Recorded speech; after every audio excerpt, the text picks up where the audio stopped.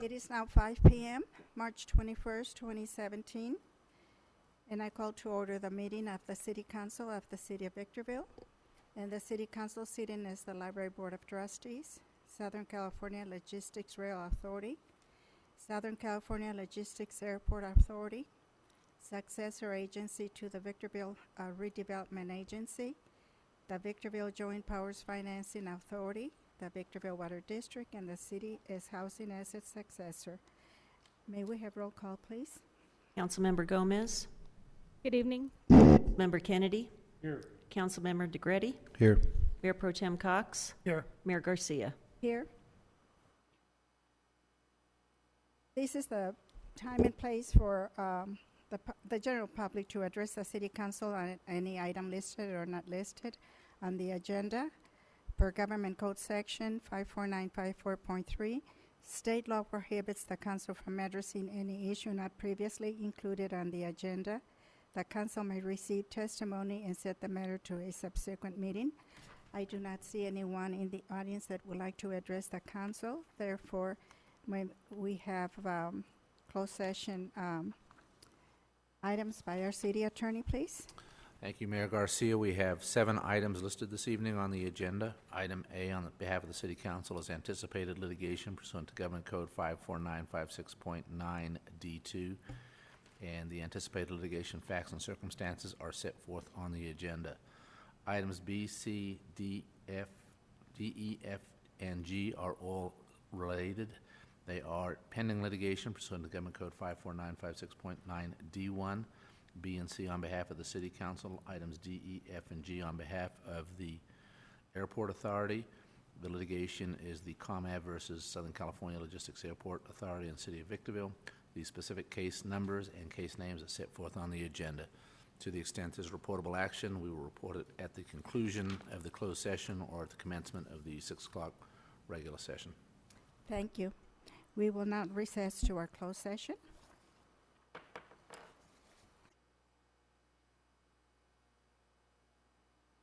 It is now 6 o'clock, March 21st, 2017, and I call to order the meeting of the City Council of the City of Victorville. And the City Council sitting is the Library Board of Trustees, Southern California Logistics Rail Authority, Southern California Logistics Airport Authority, successor agency to the Victorville Redevelopment Agency, the Victorville Joint Powers Financing Authority, the Victorville Water District, and the city is housing as its successor. May we have roll call, please? Councilmember Gomez. Good evening. Councilmember Kennedy. Here. Councilmember DeGretti. Here. Mayor Pro Tem Cox. Here. Mayor Garcia. Here. May we have closed session announcements by our city attorney, please? Thank you, Mayor Garcia. We had 7 items on closed session this evening. Item A on behalf of the City Council was anticipated litigation pursuant to Government Code 54956.9D2. The facts and circumstances surrounding that litigation are set forth on the agenda. Items B, C, D, E, F, and G are all related. They are all pending litigation pursuant to Government Code 54956.9D1. Items B and C on behalf of the City Council. Items D, E, F, and G on behalf of the Airport Authority. That litigation is the ComAv versus the Airport Authority and City of Victorville litigation, and the specific case names and case numbers are fully set forth on the agenda. There is no reportable action with respect to any of those matters this evening. Thank you. At this time, we will have the invocation, and it will be delivered by Pastor Dane Davis of First Christian Church. And after that, we will have the Pledge of Allegiance to be led by Police Chief John Schuler. Please stand. Thank you, Mayor Garcia. In 1 Timothy chapter 2, the Apostle Paul writes, I urge then, first of all, that requests, prayers, intercession, and thanksgiving be made for everyone, for kings and all those in authority, that we may live peaceful and quiet lives in all godliness and holiness. This is good and pleases God our Savior, who wants all men to be saved and come to a knowledge of the truth. Let's pray. Father, we thank you for the gift of prayer. Lord, the opportunity you give us to come before the Creator of the heavens and the earth, the Creator of this universe, Lord, and ask for your wisdom. We ask tonight for wisdom that we ourselves don't have. Lord, we ask for guidance and direction and discernment that we don't have. Lord, we thank you for the gift of leadership in this city. And Lord, with all the challenges Victorville faces, we thank you that we have leaders that truly do love this city and are working for the good of this city. So Lord, I pray tonight that they would work together in unity. I pray that you'd be with each person that steps up to this podium and shares what's on their mind and heart to share. And may we all work together as one person, contending for the good of this city in a way that brings you honor and glory. In Jesus' name I pray.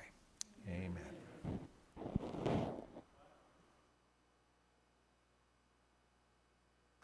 I pledge allegiance to the flag of the United States of America and to the republic for which it stands, one nation, under God, indivisible, with liberty and justice for all.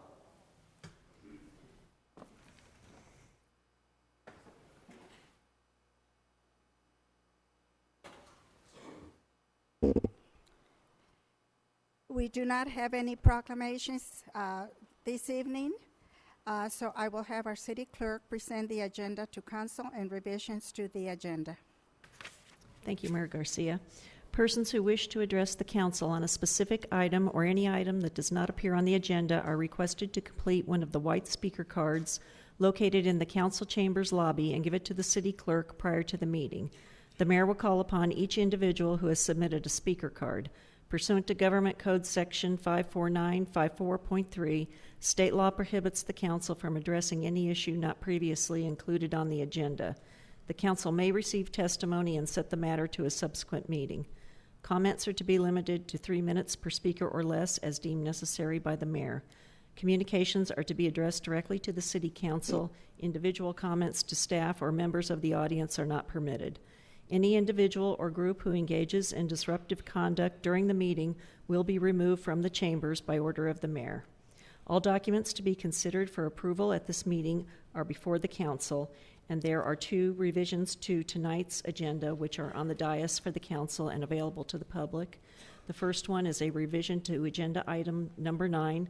This is at the request of Councilmember Gomez, a list of ceremonial recognition items from 2014 to present. The second item is related to item number D10, also at the request of Councilmember Gomez, an accounting of city council travel expenditures from 2014 to present. And those are all the revisions I have, Mayor Garcia. Thank you. We also do not have any appeal hearings or public hearings. So we move on to consent calendar.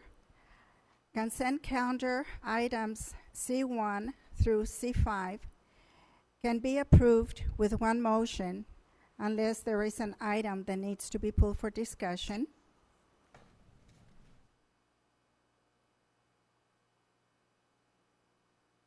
C2, I have a comment on C2. For C2, it's adoptions for the ordinance 2363. I understand it's a second reading. We have titles 10 and 16 being met. Can someone of city staff please explain why we have to go through the procedure if we already have something in play? This is, as far as why this is on the agenda, this was I believe this is the second reading of the ordinance, so this is something that was discussed at the last meeting.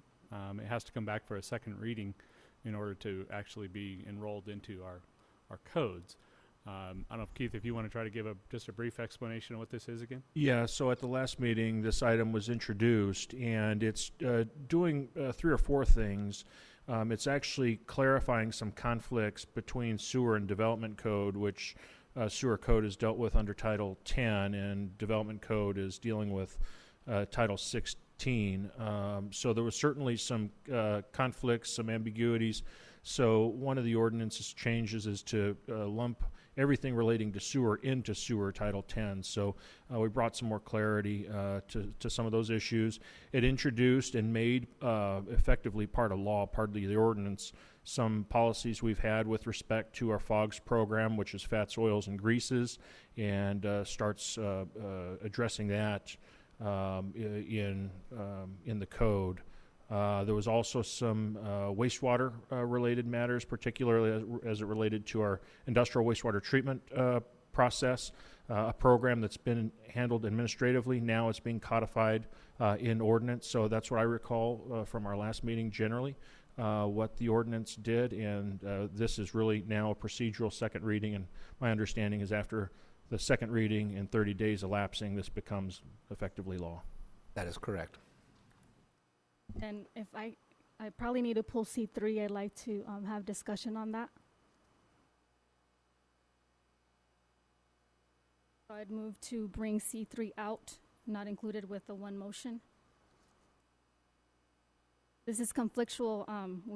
We're talking about Sierra Golf Management.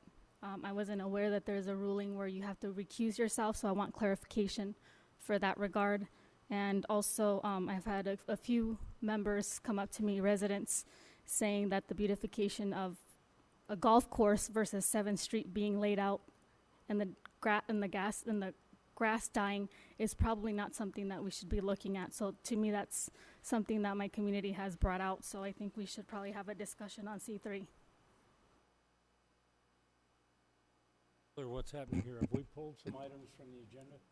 Councilmember Gomez is requesting that item C3 be pulled. I believe that we're looking for a motion for the rest of the consent calendar. I'll move approval of the consent calendar with item C3 pulled. Thank you. Second.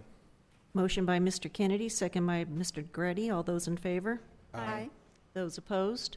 None opposed. Motion carries unanimously. On item C3, to avoid any potential appearance of bias, I would recommend that council members Kennedy and Cox recuse themselves, just because it does have to do with the golf course.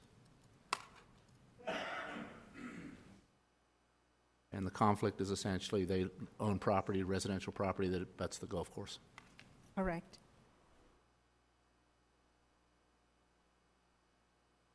So the discussion with the golf course are plenty. I've known that we're going to be talking about this item, and this item has not produced anything for the city of Victorville when it comes to gaining monies, and we are going to be approving something on the agenda, and we're going to spend more of the taxpayer money, and to me that's kind of a concern. I think there is other discussion that it was said this could be an eyesore if it's not something that we maintain. I've also heard different members of the community express that why keep the golf course in play, making it look beautifully green when we let our grass die off on 7th Street. So I know this is going to be some discussion, and I just wanted to get the input from other council members. And what is it that's going on with, why are we keeping a bill here when we're not producing absolutely no money? We're actually losing money on this. Madam Mayor, members of the council, this item is actually a cleanup item from a transition, an ugly transition away from our former operator. And when Sierra Golf Management took over the operation of the golf course, there was quite a few unknown costs, and this cleans up those unknown costs from, I want to say, 3 years ago. To provide a little bit more detail, I would ask Christian Gunser to come down and talk about exactly what is included in this. This is not an item to keep the golf course open or not. It's not an item on the overall golf course budget. That's a better discussion for our upcoming budget hearings when we get to them. But Christian, if you could explain the details as to what these monies are and what's happened over the years. Certainly. Good evening, Madam Mayor and Council. This is as you said, a 3-year-old item. When the previous course manager took over the course, they had management fees that were unpaid for a little over a year. About a year and a half into it, they asked to be paid for them and submitted an invoice, and that's what this item cleans up. In terms of, and that's really what this item is. You had other questions as well. Do you want me to? Well, can you explain a little bit about what this goes to pay? What are the management fees that we're talking about? When this basically is a percentage of the operations to manage the golf course and pays their administrative overhead and their profit for operating the course. That's what we pay them for. The previous managers who were there did not do a good job. And that's about all I can say, because I believe we have an agreement that we can't say very much. Right. So this is essentially a cleanup item of an issue that happened really 2 to 3 years ago. I appreciate your concern about the golf course. I don't know that this is the appropriate item to discuss the overall management of the golf course, but certainly with our upcoming budget, that would be a time to discuss or propose, potentially shutting it down if that's a budget cut that you'd like to propose. Okay, so the monthly management fees are $6,358 per month, and I know that the community services always lacks in parks and stuff like that. So the play hasn't increased, as I was told during my meeting, and so I'm a little bit concerned. So if this is not the appropriate medium to speak about this, I'd like to have this item agendized in the near future. Certainly. Thank you. The appropriate time would be at budget. We can certainly bring an item forward to discuss, the continued use of the golf course. Thank you. Madam Mayor, I make a motion to approve item C3. Second. Motion by Mr. Negretti, second by Ms. Gomez. All those in favor? Aye. Motion carries with council members Cox and Kennedy absent. Can someone grab them?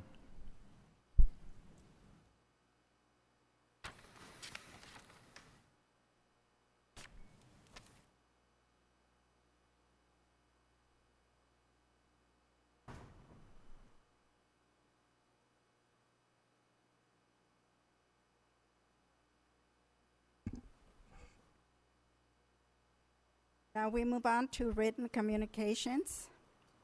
First item, D1, purchase of traffic signal control cabinets. Madam Clerk, please read the recommendation. The recommendation is that the City Council approve the purchase of 2 traffic signal control cabinets from Trafficware Group, Inc. in the amount of $39,409.23. Move approval. Motion by Mr. Cox, second by Mr. Kennedy. All those in favor? Aye. Those opposed? None opposed. Motion carries unanimously. Item D2, amendment number 8 of the General Services Provider Standard Agreement with Vulcane Materials. Madam Clerk, read the recommendation. The recommendation is that the City Council and Victorville Water District Board of Directors approve Amendment Number 8 for an increase in the not-to-exceed amount of $25,000 and a total not-to-exceed amount of $175,000 of the General Services Provider Standard Agreement with Vulcan Materials Company for hot mix asphalt under Project BM 10-011 for fiscal year 2016-2017. Move approval. Before that approval comes through, I'd like to ask a question. I'll second it so that the motion doesn't die for the lack of a second, and acknowledge as a request for information from. Thank you. I remember we approved $25,000, and now we are saying not to exceed $175,000. What was the exchange from one approval, 25, to now being to not to exceed $175,000? The aggregate contract is what becomes the $175,000 amount. What we're asking for is an addition to the previous amendment of $25,000. So it effectively makes the contract in this current fiscal year an aggregate of $75 with all of the prior amendments, but we're asking for an additional $25 in this case. So motion by Mr. Kennedy, second by Mr. Cox. All those in favor? Aye. Aye. Those opposed? None opposed. Motion carries unanimously. Item D3, purchase of a Genie GTH-5519 Ridge forklift. Madam Clerk, read the recommendation. The recommendation is that the City Council and Victorville Water District Board of Directors award United Rentals the piggyback purchase of a Genie GTH 5519 Reach forklift in the amount of $79,207.12 under the National Joint Powers Alliance contract number 091615-URI as budgeted for in the fiscal year 2016-2017 capital improvement project budget. Doug, just so everybody understands, we buy these vehicles under a joint agreement. You kind of give us an update on that?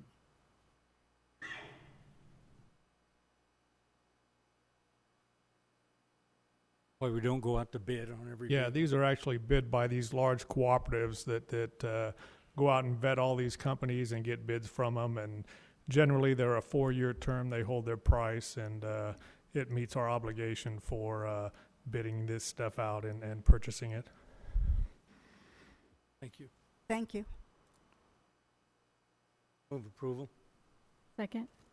Motion by Mr. Kennedy, second by Ms. Gomez. All those in favor? Aye. Those opposed? None opposed. Motion carries unanimously. Item D4 and D7 can actually be handled as one item since they are similar. And so I'll read D4 first, and then we will do D7, and we can actually vote on both at the same time. D4, agreement with Dr. Pepper 7-Up, Inc. for an ion exchange system at the Victorville wastewater treatment plant. And D7, amendment number 9 to professional services contract for operation and maintenance of Southern California Logistics Airport, SCLA, wastewater treatment plant. Madam Clerk, read the recommendation. The recommendation on item D4 is that the Victorville Water District Board of Directors appropriate an additional $48,530 from Fund Number 412 and approve the agreement by and between the Victorville Water District and Dr. Pepper 7-Up, Inc. for the installation and operation of an ion exchange system at the wastewater treatment plant and authorize the city attorney to make non-substantive revisions to the agreement.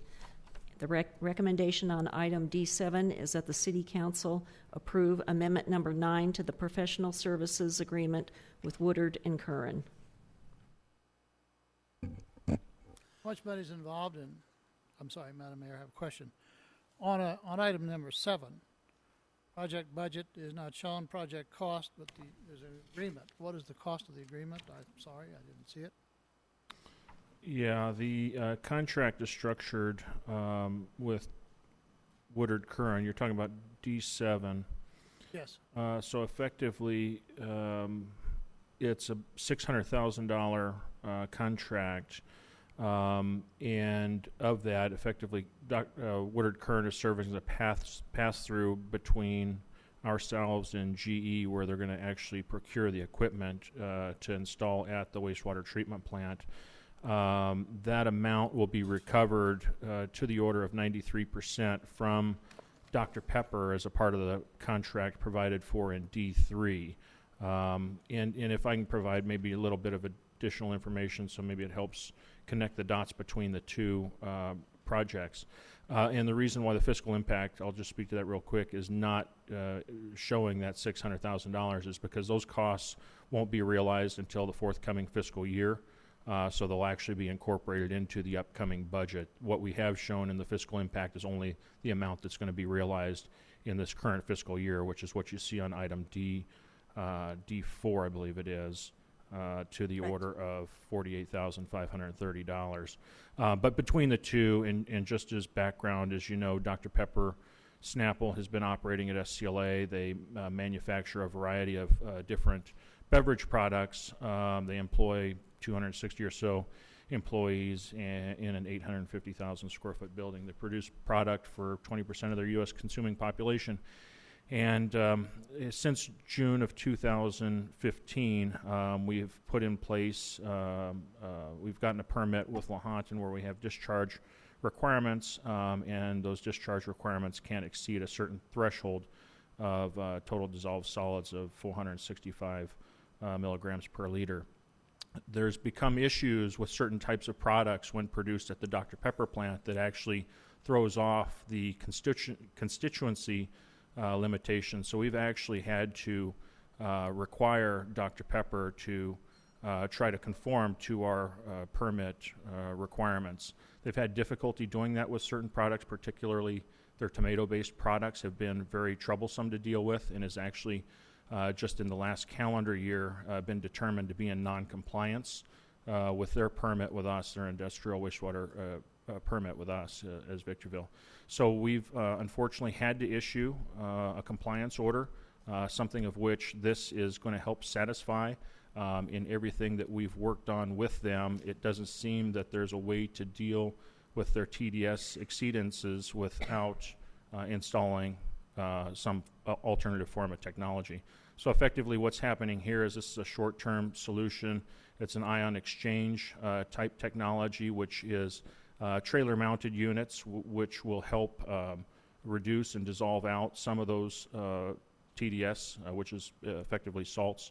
And it's something that they're obligated to pay for. So this will do two things: allow Woodard Curran to procure the GE equipment on our behalf, install that at the plant, and then separately the item under D4 is an agreement with Dr. Pepper where they're going to reimburse for the cost to basically satisfy their TDS limitation requirements. Have we been able to use our credit with GE? On the Victorville 2 site, no, we can't use it for anything other than the purchase of power equipment. As you can imagine, GE has more departments than the city does, and they function essentially as separate organizations under the umbrella of GE. So we wouldn't be able to use any kind of credit towards something like this. But this equipment will only treat Dr. Pepper Snapple wastewater? This will treat the effluent coming out of the wastewater treatment plant. So it's the product of both effluents. So the way physically it's going to work is past our existing, what do you call it? UV disinfection. Just past our disinfection, what we'll actually do is pull off a side stream. And that side stream will go through these trailer-mounted units. There's an ion exchange process that will help pass the water through a medium, retain some of that TDS. Eventually, when those units fill up, those get hooked and hauled off and taken down to a facility down the hill and replaced with a cleaner unit. But once that side stream is cleaned, it actually gets deposited back into the wastewater treatment facility just ahead of the UV, and it'll actually help start diluting further down the TDS, especially when the constituents being sent by Dr. Pepper are higher. I think what's important in this item, the two items, is that Dr. Pepper Snapple going to be required to pay 92% of the capital cost, if I have that correct, and then in addition, 85% of the operational cost, I think. Yeah, it's about that. About that. Okay. Thank you. And the reason for the difference, if I might, I can clarify, because there is actually a benefit we can derive as a city by actually getting the TDS down to a lower level, such as the 450 milligrams per liter. What we're going to require, what we're going to do is, if we can get the total dissolved solids down to 450, we actually have a commodity that we can sell easier to High Desert Power. So one of the things that we did is we worked with Dr. Pepper first to satisfy their issue, and then we agreed that this technology will actually help us further treat to make our commodity reclaimed water more available to High Desert Power. So that additional cost that's being incurred is going to be our cost, because that's the additional cost to improve the water to a standard that High Desert Power can accept. You think this will mitigate the need to go to a reverse osmosis process? No, we believe this is short term. We do believe currently this is not the most cost-effective means to handle this. We are actively exploring an alternative which would likely use reverse osmosis and potentially even drying beds. But right now we've got a compliance order to satisfy. So we're dealing with this, and we're approaching this on a short-term basis. In fact, I believe the contracts are structured in such a way where they look at this as from a 2-year window before we come up with a longer-term solution. If there are no further questions and there's no objection, I would move that items 4 and 7 be combined and would make a motion for the approval as recommended by staff. Second. Motion by Mr. Cox, second by Ms. Gomez. All those in favor? Aye. Aye. Those opposed? None opposed. Motion carries unanimously. Item D5, traffic signal at Mojave Road and Amethyst Road. And Yes, Madam Mayor, members of the council, I asked that this item be placed on the agenda. We had some public comments on this intersection at the last meeting, and I wanted to provide the public and the council a time to discuss this issue, but also provide an update for the public and for the council as to staff's work on that intersection. Some of the commenters mentioned that we had done a little bit of work out there to try to make the stop sign more clear and make the traffic striping more clear in that area. And to give you a little bit of history, I want to say maybe 2 years ago, I don't know exactly when, we did a series of traffic studies along Mojave Drive, trying to see which of those intersections met warrants, they're called. It's complicated engineering studies that are difficult to explain because there's 9 separate warrants. But ultimately, at that time, East Trail and Cobalt met warrants, and Mojave did not. It's a little bit surprising to us. And at that point, we actually applied and were awarded a federal grant for the light at East Trail and Mojave. Cobalt, the light is in now largely due to the school that's on the other side of Mojave from the residential area. But at Amethyst, it didn't meet warrants at that time, so therefore we weren't eligible for a grant for it.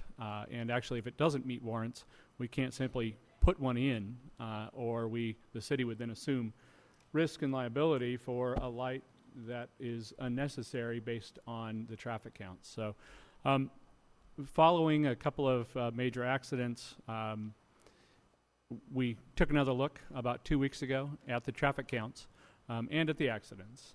Although it's very rare for an intersection to meet warrants based on accidents, there isn't really, there's a bit of a misunderstanding by people that that there has to be a certain number of deaths or something along those lines. That's not the way that it works. There is one of the warrants that of the 9 that actually looks at the number of accidents. If there are 5 accidents that would have been prevented by a traffic signal within a 12-month period, then it would meet that warrant. This one does not actually appear to meet that warrant even at this time, although we can continue to study it.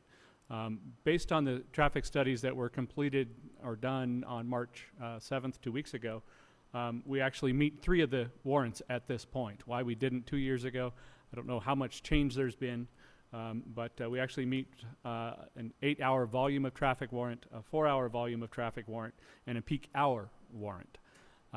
So we are adjusting our budget.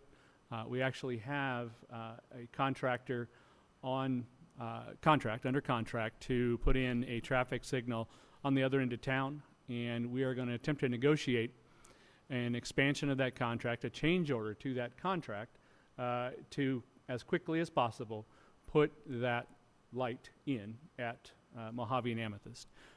If we can't get a fair change order done, then we would go out to bid. That's about a 2-month time frame to go out to bid. We're hoping we don't have to do that. We're hoping we can negotiate that change order and bring that back for ratification from the City Council. So the interesting thing about it is that as a result now, assuming we can move as quickly as we believe we can, this signal will likely go in before the one at East Trail, which is actually federally funded, because it takes almost 2 years to put in a light that we receive grant monies for. So, are we doing this in response to the accidents? we're doing this in response to the effects of the accidents. Yes, staff are human. We obviously see what happened, but we're not doing it because of the accidents. We're doing it because it now meets warrants and it didn't previously. So I wanted to give the latest possible update. In fact, when this agenda item was put together, we didn't have all of these facts even. So that's why I didn't put together a written report. I wanted to get the absolute latest information that we had for the council and for the public. So, Doug, one of those, I only know what I'm reading in the daily press about the cause of the accidents, but one of them was a guy who actually ran the stop signs on Amethyst and ran right out onto... Yeah, we're still waiting on the major accident investment team's final report on that, but at this point it appears, and based on what I read in the newspaper, the latest accident was someone who was at the stop sign and pulled out to turn onto Mojave. I don't even know which direction, and there was a vehicle already traveling on Mojave, and that's what essentially was the cause of the accident. You know, like I said, we're still waiting on the major accident investigation to be done by the sheriff's department, but that's what the report was in the newspaper. Do you think the people that approach that stop sign on Amethyst believe that the traffic on Mojave is going to stop? Do they think there's a three-way stop there, do you suppose? I can't really hazard a guess as to what they may or may not be thinking. I used to travel that way on a very regular basis. My parents lived in that area of town, and myself, I'm not saying this about any of the accidents that have occurred, but I have been frustrated over the volume of traffic and my inability to turn onto Mojave at times. I've been patient, I believe. Are stop signs an option? Stop signs are an option, but in this case, a stop light would be better. We can get a better control over the traffic. In fact, one of the things that we're looking at, engineering is looking at, is for the existing stoplight as well as this new one and the new one at East Trail, is to have some traffic calming late at night to where you have essentially a red light at each one, waiting for the sensor to detect traffic, so that you're not going to have a situation, if this is ultimately what the traffic engineer determines is the best course of action, you won't have a situation where you've got 3 green lights and people end up picking up speed up to 70 or 80 miles an hour. Again, they would have a series of red lights that would change for them as they approach the signal, and it would have a calming effect. As I said, this is preliminary, something that the engineers are looking at to see if that is an appropriate action to put in place. Doug, I have a question. You said something about unnecessary based on traffic counts. Is that a technical report that the city staff has already conducted? We did a warrant study a couple of years ago, I want to say maybe as much as 2 years ago, and that's based on traffic counts. At that point, it didn't meet those warrants. It does now. That's why we can finally move forward. So that is something that the city is going to be putting money towards? Yes, we would use existing city funds. That's one reason why it can move more quickly than the light at East Trail. The East Trail light is actually federally funded, so there's a lot more paperwork involved, a lot of time in showing that we followed all the rules of the federal government before they'll reimburse those monies. So the other interesting thing is that we actually have, normally it takes anywhere from 6 to 12 months for the signal poles to be custom ordered. You would think those are all the same, but they're actually not. Every one of them is a custom order. We got lucky in this case in that another signal that had already been purchased near 395 at, what is that? Cobalt. Well, anyway, where the Lowe's was going to go in, the developer of that project had already purchased the signal poles. And it just so happens that because it's essentially the same intersection, it's very similar, 2 roads coming together, those signal poles will actually fit the Mojave intersection as well. So we're going to use those poles, which are already in stock, and then replace them for that future development. I have a few questions. So where are we getting this money from? Is it from the general fund? Is it the special tax? I mean, where are we getting that money? That's one question. The second one is, are we going to use bonds, any kind of Measure I monies? And then the third one is this going to be a capital improvement program that we're going to seek to put on this budget, or the budget that we're going to be altering in the future? So let me go backwards. This will be something that's in this budget. So at some point in the very near future, we will bring back an item to ratify a decision made by staff to go ahead and put that signal in. It would then appropriate those monies into this budget to the extent that it's needed. And I believe that's going to be either gas tax or Measure I, maybe a combination thereof, but not any bonding of any type. And what's the approximate cost? Because I know we were going to have the documents today. Carolee had said today we would have them. We would have the information for the reports the day of, but I don't see a report, so I didn't know if it was going to be an oral report. I assumed that it would be a paper backing, but No, it's just an oral report at this point. A typical signal like this costs about $350,000. I would estimate $350,000 to $450,000 on this item. so that brings a little bit of concern to me, because we just, for the fire protection services, we canceled their contract because we don't have any money. We're going to probably look into a special tax because we can't annex into the district. It wasn't approved. So I'm wondering, and I know our community services director doesn't have enough money for parks and recs. So I'm just wondering, where are we getting the $350,000? Are we reallocating monies from one section to another section? How are we? So, as I stated in your last question, it would come from either gas tax monies or Measure I or some combination thereof. Those monies are restricted only for those traffic type of purposes. We couldn't spend those monies on county fire contracts. We couldn't spend those money on parks. Those are very specifically only for roadways, roadway improvements, traffic signalization, that sort of thing. Okay, so we don't know. We know it might come from gas tax or Measure I money, but we don't know how much is there. But we know there's enough to cover this cost. Yes, there's definitely enough to cover this cost. And this will all be documented when the item comes forward at a later time. And so the project will be taking 6 to 12 months for its completion?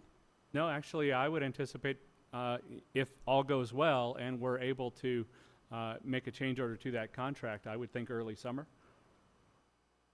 Typically, this would be about a 2-year process to put in a traffic signal. Thank you.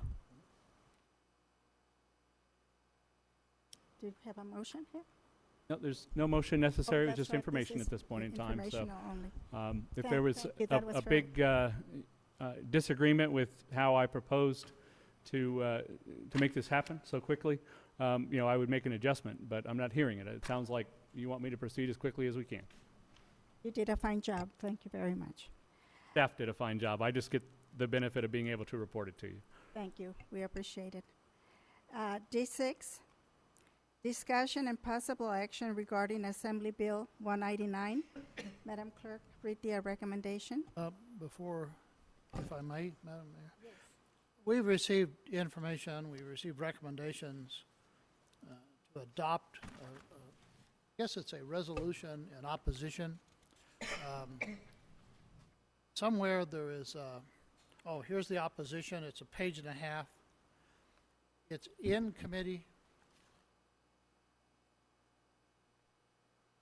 I'm not recommending the council take any action. Of course, they can.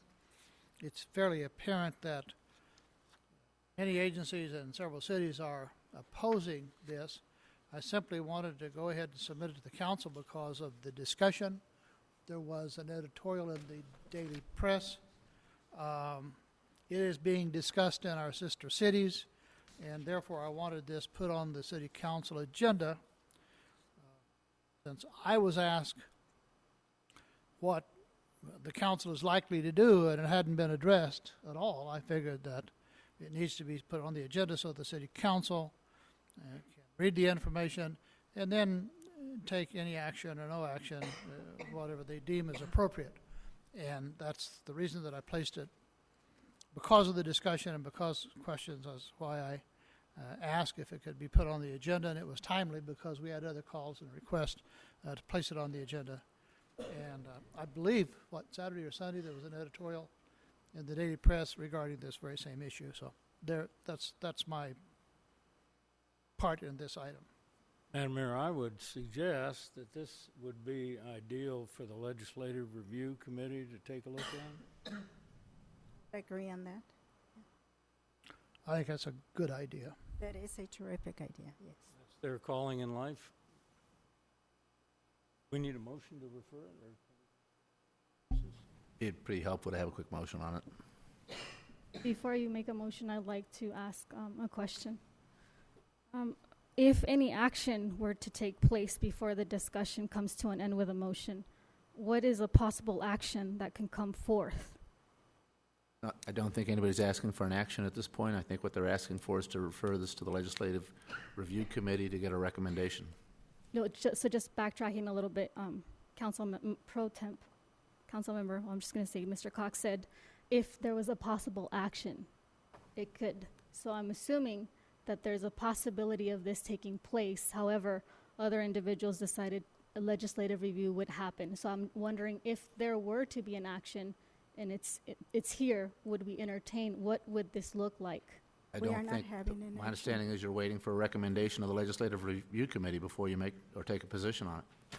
Their job is to review it and come back to us with a suggestion about whether we ought to do something or do nothing.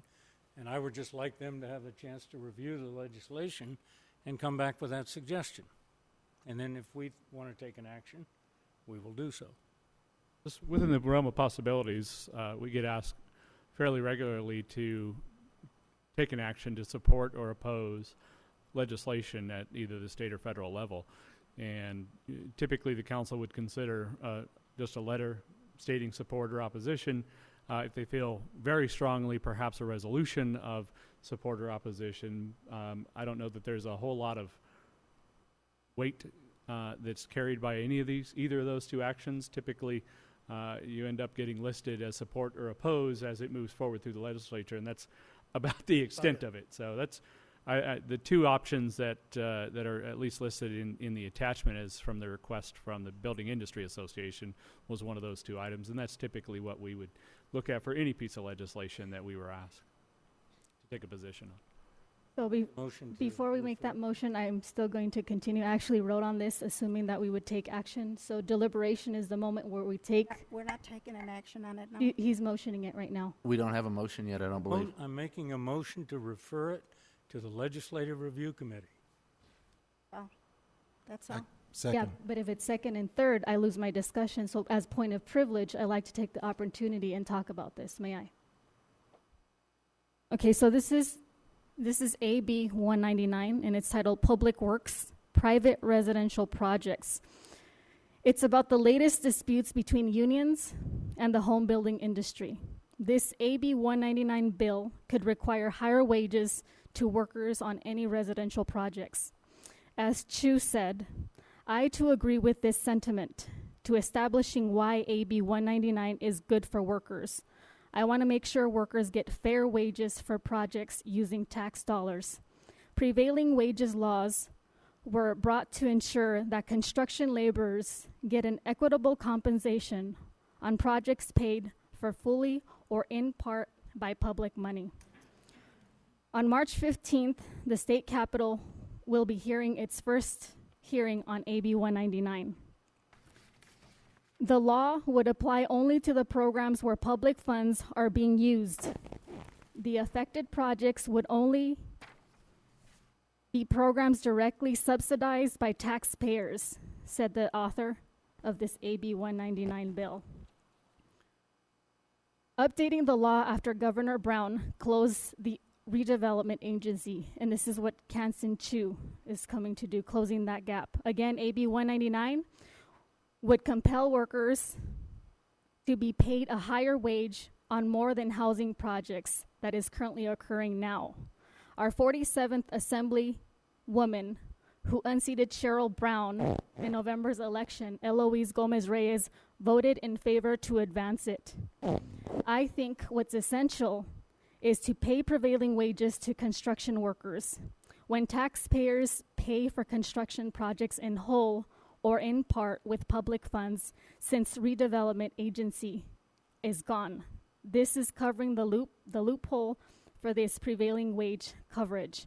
I think it's important for us to understand that this is a state issue and it's going to affect us locally, and what we say is also going to affect. So just be aware. There's a motion by Mr. Kennedy and a second by Mr. Negretti. All those in favor? Aye. Those opposed? None opposed. Motion carries unanimously. Item D8, payment of sewer connection fees to the Victor Valley Wastewater Reclamation Authority, BVWRA. Madam Clerk, read the recommendation. D8. I'm Yeah, sorry. we- Okay, we that's did- right. We took it. Yeah, we My did for mistake. 7. Yeah. The recommendation is that the City Council authorize the payment of connection fees generated from Service Territory A in the amount of $1,435,970.33. As the VVWRA representative, I will make the motion that we send those funds. Second.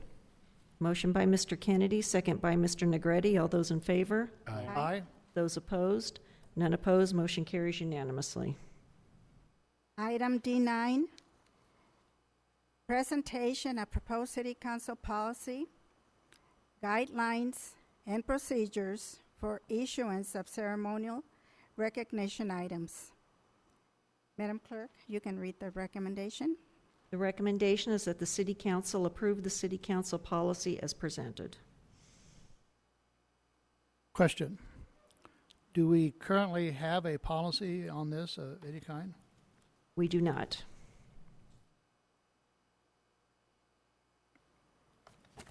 Seems pretty comprehensive to me. I'll move approval. As a point of privilege, I like to make comments on this particular item that the mayor has submitted. And before I do that, Carol Lee, you submitted these ceremonial lists.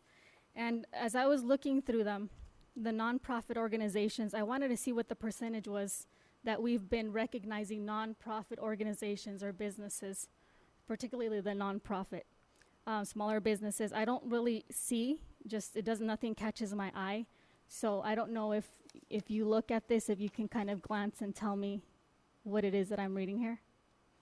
This is just a very general list of the various presentations that have been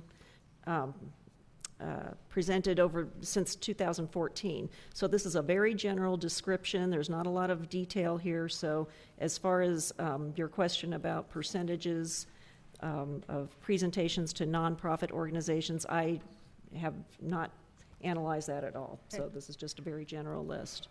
So I don't see anything done for 2017, but like you said, it's not very comprehensive. And I'm going to dare to say that I've already recognized a couple of individuals when the mayor wasn't able to be there, or whoever the person that she wanted to go wasn't available. So I went ahead and volunteered. In volunteering to provide recognition of nonprofit organizations that I've seen that do highly for our community in the high desert, I was also able to recognize the college for what it is that they were building. They serve nearly 10,000 students in the high desert, and I was recognizing another organization, but this certificate never came through. The mayor decided it wasn't proper to give this particular recognition, and so if anybody wants to Google, it's another level for women, and what they do is basically they help you pay your bills if you're in a rut. They do a lot: literacy, financial planning, anything that the community needs. They're there for the high desert. So when I was reading the proposal of only, the word only was a little scary for me. So I went ahead and prepared for that. Madam Mayor, it seems to me that the important issue here is that when the city of Victorville... Would the chair admonish, it's my time to speak at the moment, and I have not finished. Wait, but That's at a point of privilege, and I am right now speaking, so with the chair, please admonish. It's his turn. It's Robert's Rules of Orders. That's all I'm doing. we need to close this meeting. So I'll continue. So to the legal counsel, I'm sorry. This is not the way it's supposed to be. I am using Robert's Rules of Order in conjunction with Rosenberg's order. So when I asked to please admonish the chair, it was my turn of speaking. I expected the chair to be able to do that. But thank you very much. And so would the chair please admonish? It's up to the chair. I'm not the chair. Okay, so then the attorney. So you would be the attorney that would be admonishing No, the attorney my does not preside over the meeting. The chair presides over the meeting. Seems to me the important issue here is that when the city of Victorville is issuing a recognition, a proclamation, a certificate, it's a statement from the city council. It's not a statement from the staff. It's a statement from the council.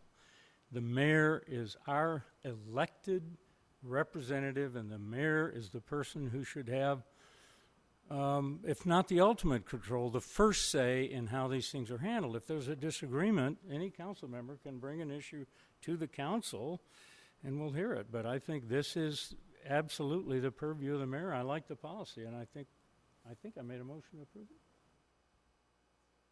Second. I'd like to make it. Like I said, as a point of privilege, I had the floor. I'm sorry, but you guys didn't elect the mayor. It was elected between us. You guys elected each single one of us to represent your voice. The mayor was not voted at large.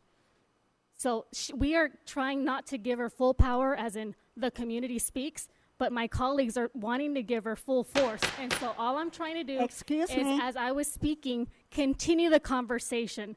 So what I was going to say to legal counsel, is there language in the charter saying that a council member from the city cannot recognize any businesses? Andre, is there anything in the charter that says that the city cannot recognize any businesses, yes or no? The charter does not cover that issue at all. Okay, and there is no motion, right? There is a motion. I heard a motion to call the question by Councilmember Kennedy. Is there a second for that? And as a point of privilege, I asked to continue my conversation. A motion to call the question can cut off debate and have a vote on whether or not the motion passes. To point to privilege, I have the right to speak. So I'll continue. So, all right. Then I'll continue to recognize individuals, businesses, organizations, and the community that's doing great. I need to point out how ridiculous this policy is, trying to stop a community from being recognized for the efforts that they're doing to make Victorville a city of progress, opportunity, and a future. Really? Do we not have anything in the city of Victorville that the council cannot focus on? Lack of police, lack of fulfilled contracts with the San Bernardino County Department. 5-minute recess. We have crimes in Elevado. We have murders.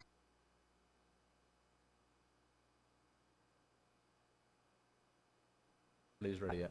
I don't believe the meeting's been called back to order yet. Okay. Right. Okay. I'm on item D10. That's the one we just completed. We're on item D9. There is a motion and a second, I believe, to approve the policy. Okay. There's a motion by Mr. Kennedy and a second by Mr. Negretti to approve the policy. All those in favor? Aye. Those opposed? Aye. Motion carries with Councilmember Gomez voting no. That was D9, correct? Yes, that was D9. Okay, so I move on to D10. Mm-hmm. Item D10, update to City Council spending policy. Madam Clerk, read the recommendation. There is no recommendation on this item, Mayor Garcia. It is at the direct discretion of the council. Thank you. Madam Mayor, may I address this item? Yes, please.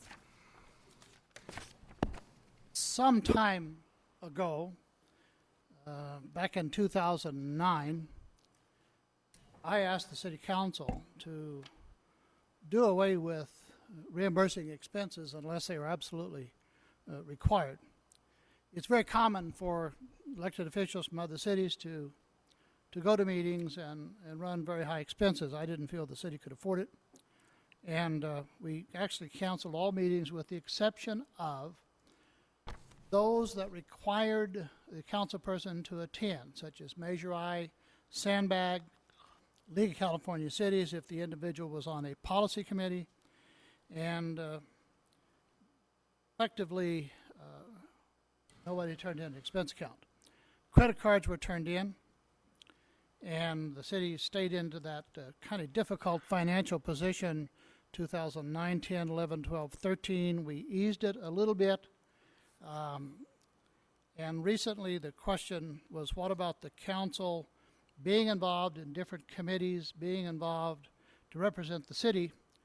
And it was raised because there appeared to be representation from Adelanto, Hesperia, Apple Valley on the various committees, and it was stated that there were the absence from representatives from the city of Victorville, largest city in the Victor Valley, and that in fact the council have been asked to sit on different committees and have done so, but they have paid for it themselves and not turned in expense accounts for the most part. I suggested that if city council members were going to represent the city of Victorville, they should get reimbursed because they're representing the public and they're representing the largest city in the valley. When I made an inquiry about the spending policy, I found that the official policy was way back in '93 and it had never been updated. And the question was, should it be updated or should it stay the way it is since it hadn't been enforced? Now, anytime you have a policy that's 23 years old, it ought to be looked at. I do believe that individuals should attend on behalf of the city or organizations they belong to, and I do believe that the city council should be reimbursed when they have an expenditure acting on behalf of the public and in official capacity. The reason that this policy was adopted in '93 to begin with was the fact that we had elected officials going to meetings where they did not represent the city, but they were turning in requesting to be reimbursed. And I could give you several examples. I won't go into it. This needs to be updated. I asked that the policy be updated. I thought it would be really simple. And I don't see that it's complicated at all, but it's up to the city council. Now, remember, this isn't to adopt anything. The question to the city council is, do you want to update the city council spending policy? If you do not, then policy number CP 93-5 is in effect and remains in effect. If you do, then it's up to the staff with council input to the staff to update the policy, submit it back to the council for discussion and denial, amendment, or approval at a later date. That was my request. That's my only request. I make a motion. Well, I need to speak. It's my turn to speak. I also would like to be recognized. I am one of the speakers that like to speak on the items. I'm speaking right at the moment. Just give me the opportunity. I'm speaking right at the moment, please. I make the motion. Before you make a Policy motion, you have to number have discussion. CP. It's called deliberation. You don't understand that process? Come on. Before you make a motion, second and third, you're shutting me down already. The motion is made first, it's seconded, and then discussion follows. You have discussion, then you make the motion to No, move No, on. that's not how Robert's rules work. You can technically do it either way. It's up to the presiding officer. Typically, you make a motion, Well, this you is the move second they're it, and then if there's a motion on the floor and a second, then the presiding officer calls for debate. And what does the third person do? Immediately off, and they cut me off. So before they make the motion, I'd like to speak. I like to be recognized as an individual as well. Well, I'll second the motion. I'll second the motion with the understanding that a council member wants to address the item. Thank you. Thank you. So what you guys don't have in front of you is the policy, and the policy says that it's $1,200. That's not a lot for the year. $1,200 for the year, and it would exclude one League of California cities. That's not a lot, right? So, but let me look at history. In 2014, city council travel expenditures, $4,000, $779.54. That's in 2014 when each of them are in office, right? I'm not in office yet. Mr. James Kennedy spends $1,579. Hey, what happened? Their policy said not to exceed $1,200. Okay, so are we, what is happening? I just went to a council meeting and I asked for reimbursement of $231 for something that is mandatory for me to go. So I went there, right? $231. Well, I spent that and I got it back. In 2015, city council travel expenditures, now they weren't $4,000, now they're $5,841.48. That's 2015. 2015 city council travel expenditures. I'm not going to be pointing out names now. Now I'm just going to address city council expenditures. In 2016, it's $10,337.11. Okay, now my question is every single agenda item because I'm doing something? Did I raise the budget for some reason? What is going on here?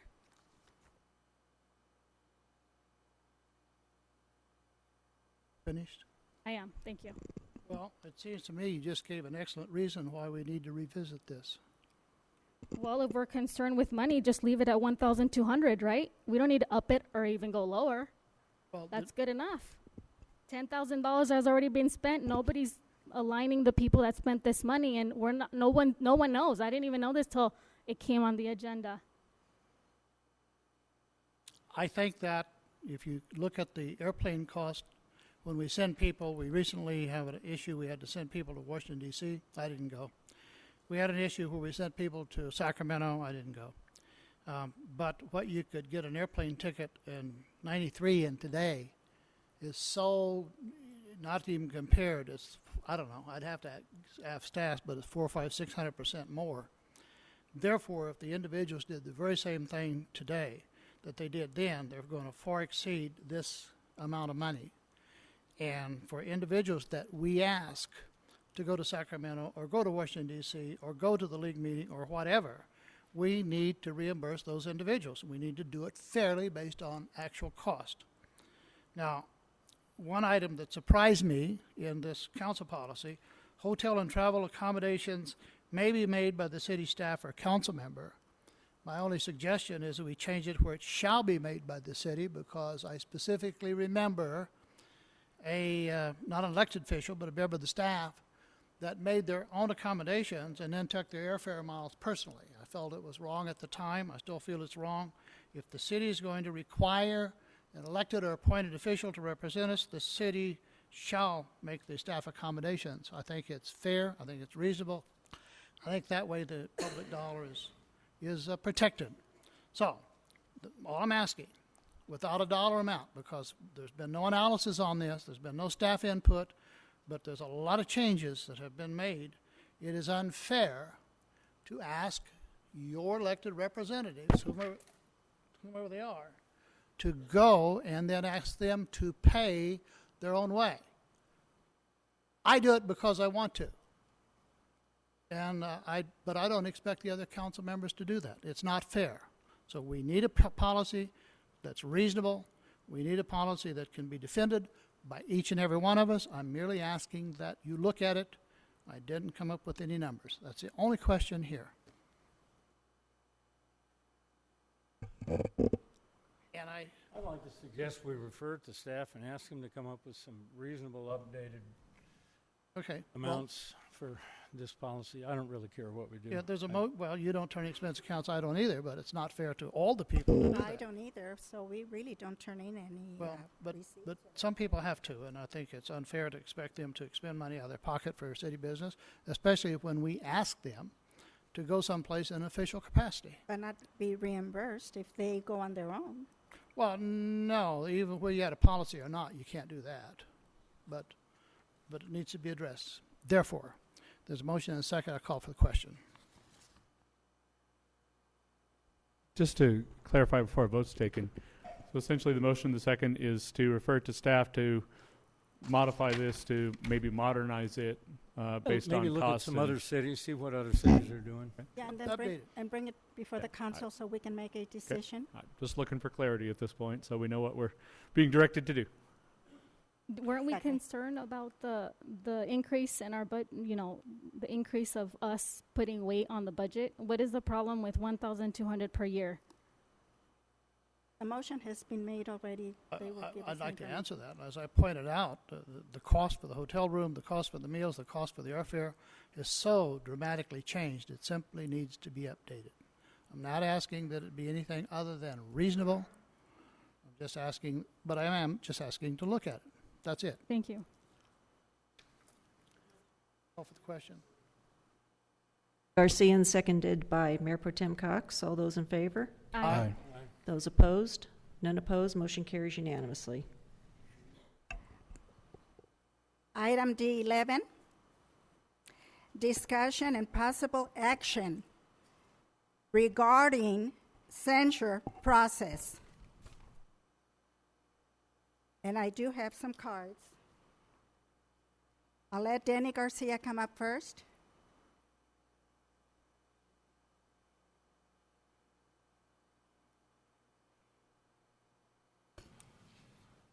My name is Danny Garcia. I'm a citizen from Rancho Cucamonga, born in the U.S.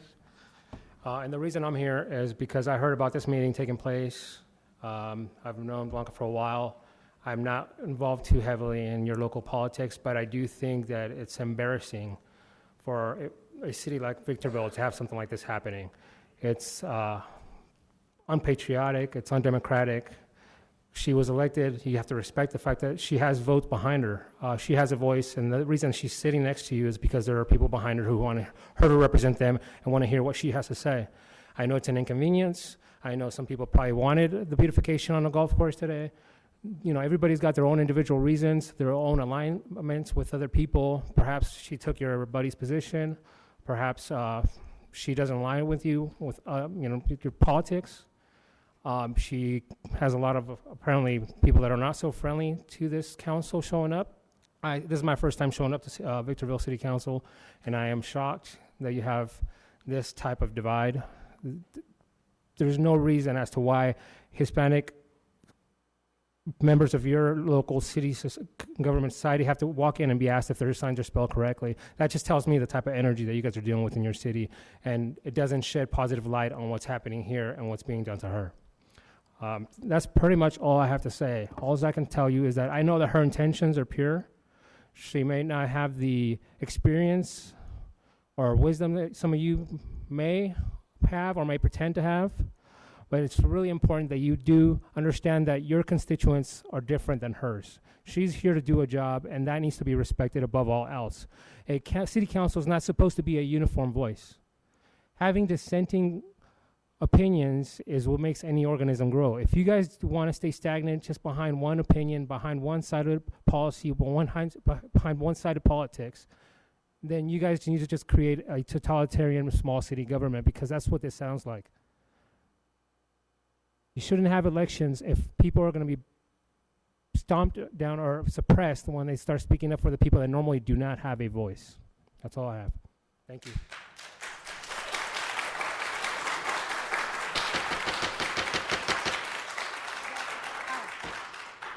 Please refrain from clapping. It's not allowed. We're in a meeting. Okay? Let's show respect. Next one is Ana Gonzalez.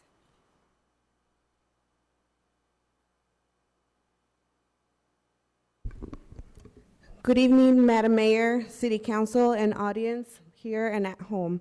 My name is Ana Gonzalez. I am a community advocate, an educator, and a businesswoman.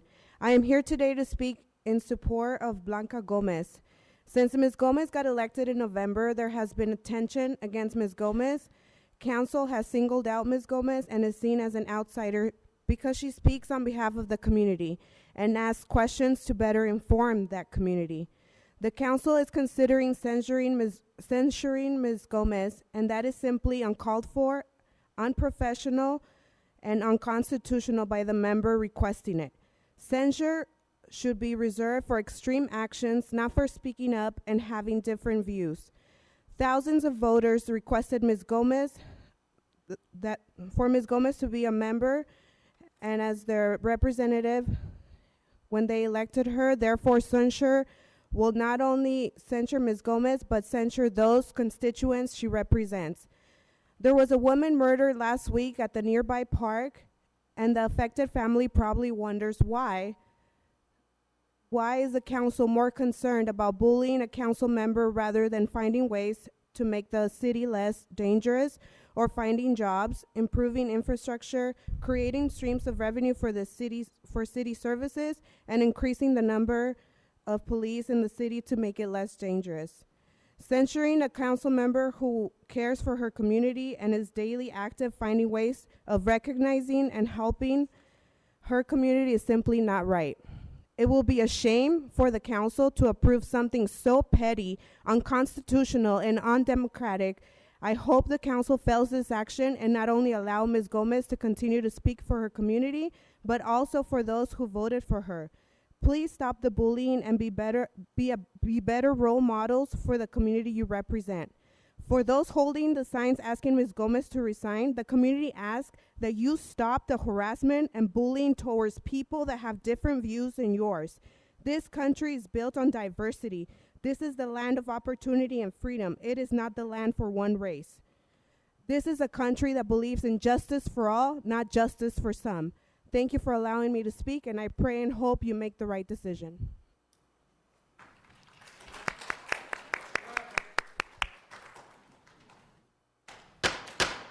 I mean it. No more clapping. Otherwise, I think I am going to just have those people removed. Next person is Robin.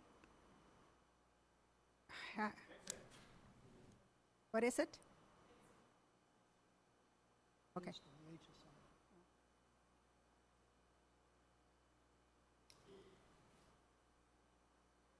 Say I support this procedure. It's a discussion and a possible action.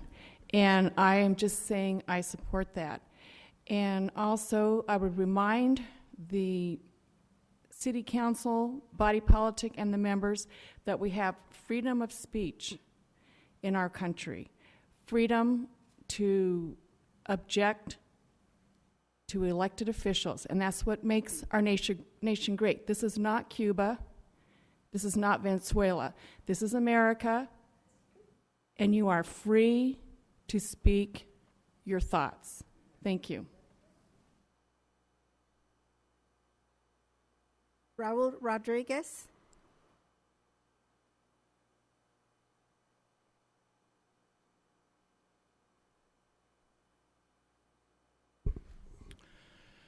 Okay, I'd like to say that I support D11. I think it's important that when people are out of order, especially those that are clapping when they shouldn't, then there needs to be law and order. People need to obey the law, especially those that cross the border illegally. They are lawbreakers. So, Blanca, you read the sign. I'm asking you, resign or face recall. It's up to you. Make the choice. Now, it's important that we, as Americans, we have a right. We have a constitution. That constitution gives us a right to hold a sign because we're not happy with her performance as a councilman or woman of this city. She's not doing a very good job. She stacked the house tonight. Can you tell? She brought people from probably out of the city, and they're here with their signs, and they're probably not even from the city. Now, she's even has a reporter from another city, and he's here reporting for the La Opinión, which is a Hispanic or Mexican newspaper, and they're going to be on her side because that's what they do. La Raza, that's what they're trying to do. They're trying to infiltrate this city council and our country.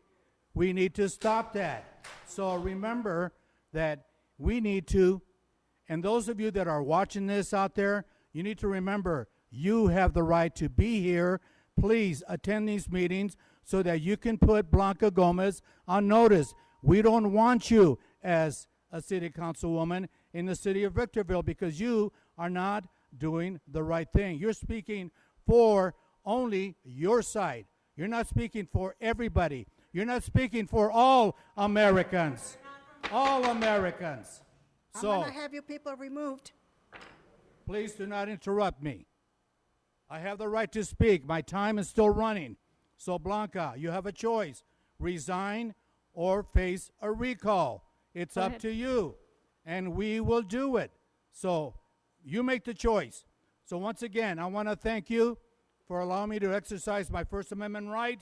Because of this Constitution, we have the right to speak our mind and hold a sign up.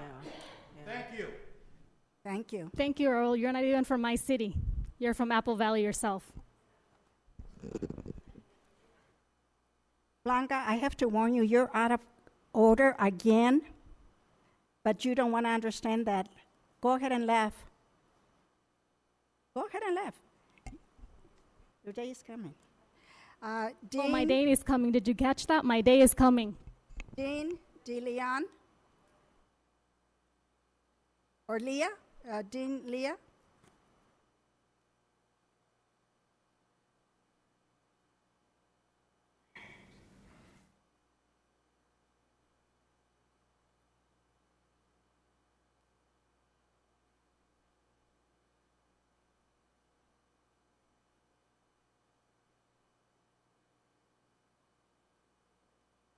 Blanca, you know how I feel about you.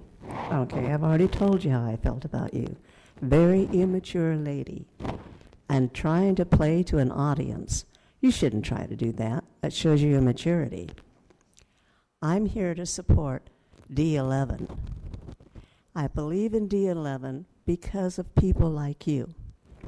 You need to mature, grow up a bit, learn the Brown Act if you don't know it. You can go to the library in San Bernardino, law library in San Bernardino, and your pals out here can go too and find out what they're supposed to be doing with the Brown Act. It was enacted, I think, in the 50s. My parents were part of it. I know what's going on.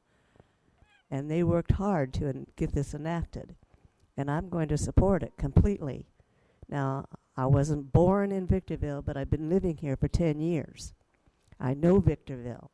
And by the way, I like the golf courses in Victorville. I wouldn't have been coming up here if I didn't have a view of a golf course. Gives me a view. And my oldest daughter lived here. So I came up here to be with her. And my youngest daughter's now here. Practically my whole family that stayed in California are up here. And I do not want to have to run away from California because of people like you. I'm here to fight. I'm also an activist. I'm an activist all over Southern California. But I will become a real tough activist here in Victorville if I keep running into this. So it's time for you to resign. And if you don't resign, you're stubborn. I can see that. But that's important. Be stubborn. An American is stubborn. And that's why we have the country we have, because of our stubbornness. But you've got to follow the laws and the rules that we've put down for everybody to follow, including the Brown Act. We will recall you, and we're in the process of working this out right now. And I don't think you want to be recalled. Thank you. Thank You can you. follow us to the library. According to the Brown Act, she's not supposed to be replying to me right now. Not, but I'm sorry. I apologize. Okay.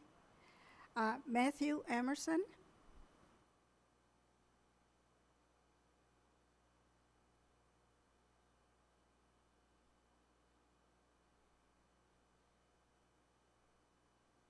Hello, how are you doing this evening? My name is Matthew Emerson. I'm here on behalf of the ACLU Southern California, and I'm here in solidarity with Blanca Gomez for her right as an elected official to speak out against what you guys are lacking on doing for the city.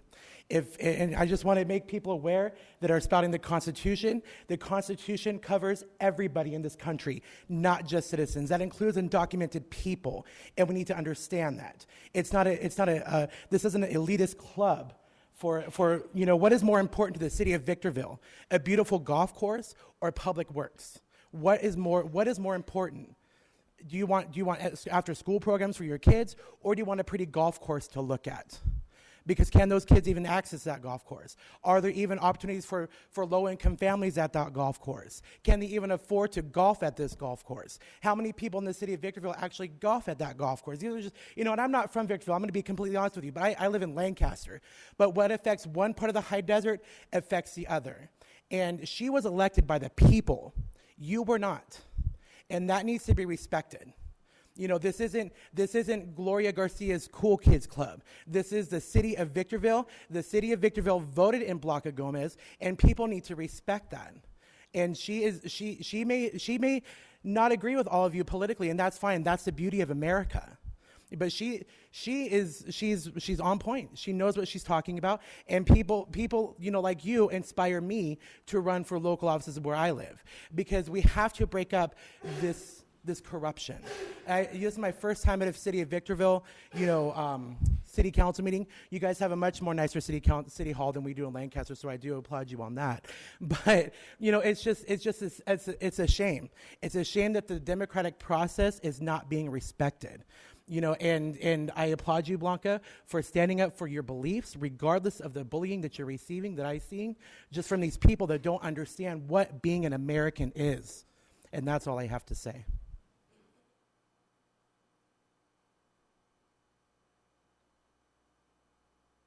Bill Thomas.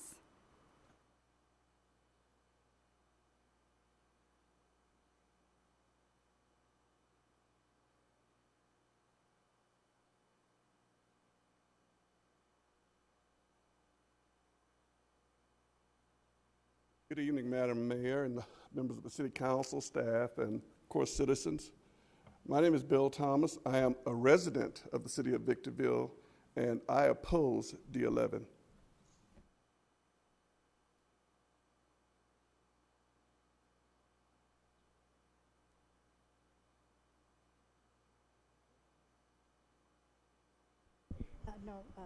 Mr. Negretti is... Oh, I see what you're saying. Okay, never mind.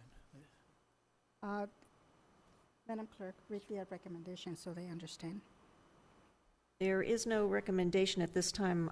Any action is at the discretion of the City Council. Just for the public's benefit. Mayor, I feel compelled to point out every single one of us sitting on this dais was elected. Every one of us. By the people. We all represent all the people. The fact that we don't agree on things is, hey, not having a discussion. I'm just telling you, you're all elected. Yes. Okay. I was elected by the people, and I got the highest votes. So Levias got the highest votes too, and she wasn't mayor. Oh, Mr. Negretti. Madam Mayor, members of the council, just to maybe try to bring this back on point. The item before you tonight is not whether or not to censure anybody. Councilmember Negretti asked the city clerk and I to put this item on the agenda to discuss and get information from the city attorney to address that process. This isn't to take an action one way or the other. So I don't know if the public understood that. Maybe they didn't have a chance to read the full agenda item, but that was the intent as expressed to me, which is why we put it on the agenda, was to discuss that process. So just wanted to bring it back to that. That is correct. And at this point, the city does not have any formal policy on censure. Several cities do, and I don't think there's at this point any desire, well, I don't know if there is a desire or not to censor anybody. I think the item was put on whether or not the city wants to consider adopting some policies with respect to censure. A lot of cities have them. In order to censure somebody, obviously, it's better to have kind of rules and regulations to determine if that person is actually violating those rules and regulations.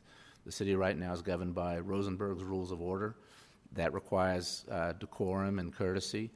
You also have actually an adopted resolution on the city council regarding the conduct of council members. However, I would call those policies not as strong as perhaps they should be, and if there is at some point in the future a desire to censure somebody, then I would suggest that the council consider perhaps tightening some of the rules and regulations regarding the conduct of meetings, and if that is in fact the desire of the council, and also to perhaps consider a policy of censure. I can look into those items, I can make them, and then it's a discussion at the council. There's no, as far as I'm aware at this point, there's no discussion about censoring anybody directly at this point. But again, I was asked to look into it. You do not have a policy on censure right now. You have, I would call, somewhat vague and not as tight as I would like them in terms of rules of conduct and decorum. And perhaps, this meeting is an example of the need to tighten some of those rules and regulations. And then, depending on how the council reacts with that, you can consider a policy of censure as well. Thank you. Madam Mayor, I have some comments. I ask that this item be put on the agenda because when I got elected in 2014 all the way up until 2016, I've witnessed this council consistently work in the true spirit of teamwork to address many complex issues on behalf of the city of Victorville. I'd like to take a moment to thank the entire city staff.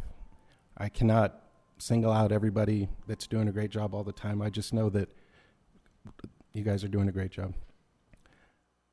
I would also like to thank former Councilmember Ryan McCachran, Councilmember Kennedy, Mayor Pro Tem Cox, and Mayor Garcia for their tireless efforts, steadfast dedication, and valorous commitment, which contributed immeasurably to the overall success of the city to date. Unfortunately, over the past few months, this council has been distracted from our solemn duty to serve the residents of Victorville by the conduct of Councilmember Gomez. Before we can discuss and focus on the business of the city at each meeting, we are first subjected to the unprofessional, unproductive, and petty conduct Ms. Gomez has displayed at every single As a point meeting of privilege, I like to take the opportunity to defend myself. The and I'm council, using Robert's and today Rosenberg's was rules. no exception. Well done. The constant whining and disrespectful behavior Ms. Gomez exhibits seems to be based on the incorrect assumption that we need to meet with her, shake her hand, and never push back on any of her naive and misguided ideas. The fact is that we're not required to get along. Ms. Gomez will have to learn to work with her fellow council members in order to get anything done. Blaming others for her ineffective style is no excuse. Ms. Gomez plainly states that she doesn't have a job, and it appears she has no experience working well with others either. When you have successful and positive experience working with people, you learn very quickly how to be part of a team to achieve mutual success. It is clear to me that Ms. Gomez has no interest in being part of a team, but would rather focus on insignificant disruptions where she is more comfortable. Ms. Gomez sitting in the mayor's chair while refusing to move at our last meeting and stating the age of council members was a possible reason for disagreements was a new low. There is no debate on this kind of conduct. This is bullying. The fact is that Ms. Gomez's conduct isn't appropriate for a professional meeting where courtesy and decorum are expected, and I see what happened tonight. We are talking about censure today because this council has the ability to make an official statement of disapproval of Ms. Gomez's conduct. It would be up to the council to determine what to do next if this conduct continues. So the question I have for the council today is, would the council like a policy on censure, conduct, and decorum?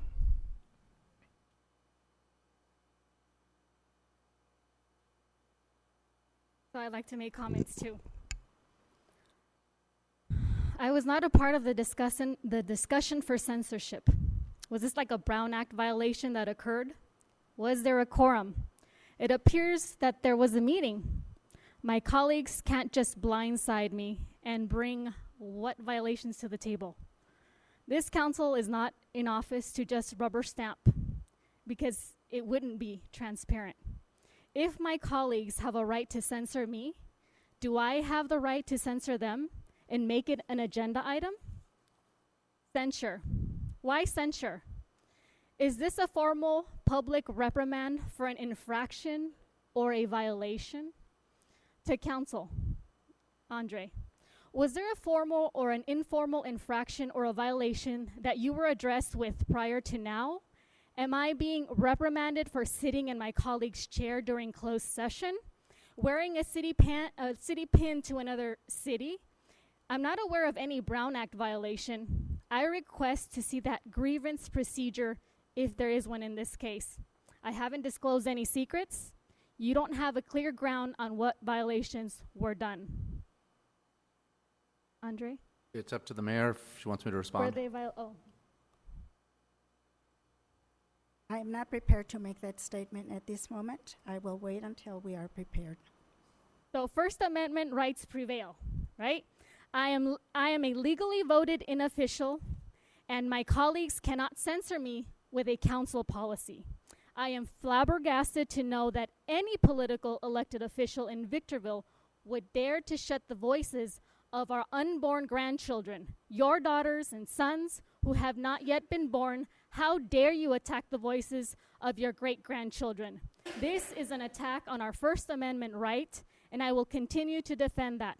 Everyone in this room took the same oath. I know about some beautiful programs and a lot of efforts put into them by our own city employees that have been in the works. And we're talking about this. As everyone in this room, we all have a freedom of speech. If council policy prevails today and the censorship passes, I will be bringing a lawsuit. That behavior is fascist and undemocratic. This is not Trump's America. This is America, and you still have to hear the voices of the community. This is ridiculous. I asked that the attorney take this off the calendar. We just had a death at Hook Park, not even 15 minutes from this city hall, and we're discussing censorship because I'm not liked. The city is running the risk of getting a lawsuit that the city does not want.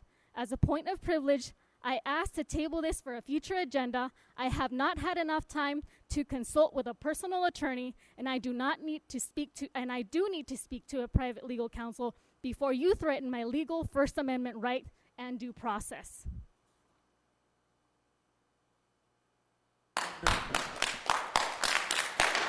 I said don't. I would like to. I'm going to have you removed.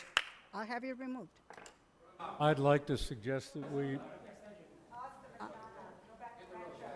I'd like to suggest that we refer this item to the city attorney, see what else is done in other cities, if it's appropriate to have a policy, what other cities do. I'm not particularly interested in breaking new ground, but that would be my suggestion. You want a motion? Do we need a motion? Don't really Second need a motion, that. need a consensus, but you have a motion and a second, that is better. Have a motion and a second. And a second? Ms. Gomez, all those in favor? Aye. Those opposed? None opposed. Motion carries unanimously.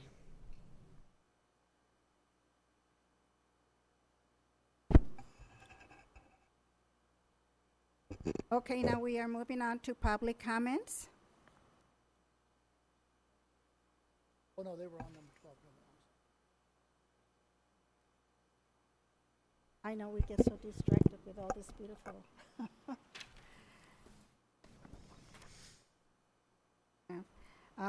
Okay, I do have some cards. I'll start calling them out. Madam Clerk, please read the statement one more time so they're aware that they have the 3 minutes. This is the time and place for the general public to address the City Council on any item listed or not listed on the agenda. Per Government Code Section 54954.3, state law prohibits the Council from addressing any issue not previously included on the agenda. The Council may receive testimony and set the matter to a subsequent meeting. Comments are to be limited to 3 minutes per individual or less as deemed necessary by the mayor, depending upon the number of individuals desiring to speak. All communications are to be addressed directly to the council, not the members of the audience. This is a professional business meeting, and courtesy and decorum are expected. Please refrain from any debate between audience and speaker, making loud noises, or engaging in any activity which might be disruptive to the decorum of the meeting. Thank you. I will start with card number 1, Ramiro Rodriguez.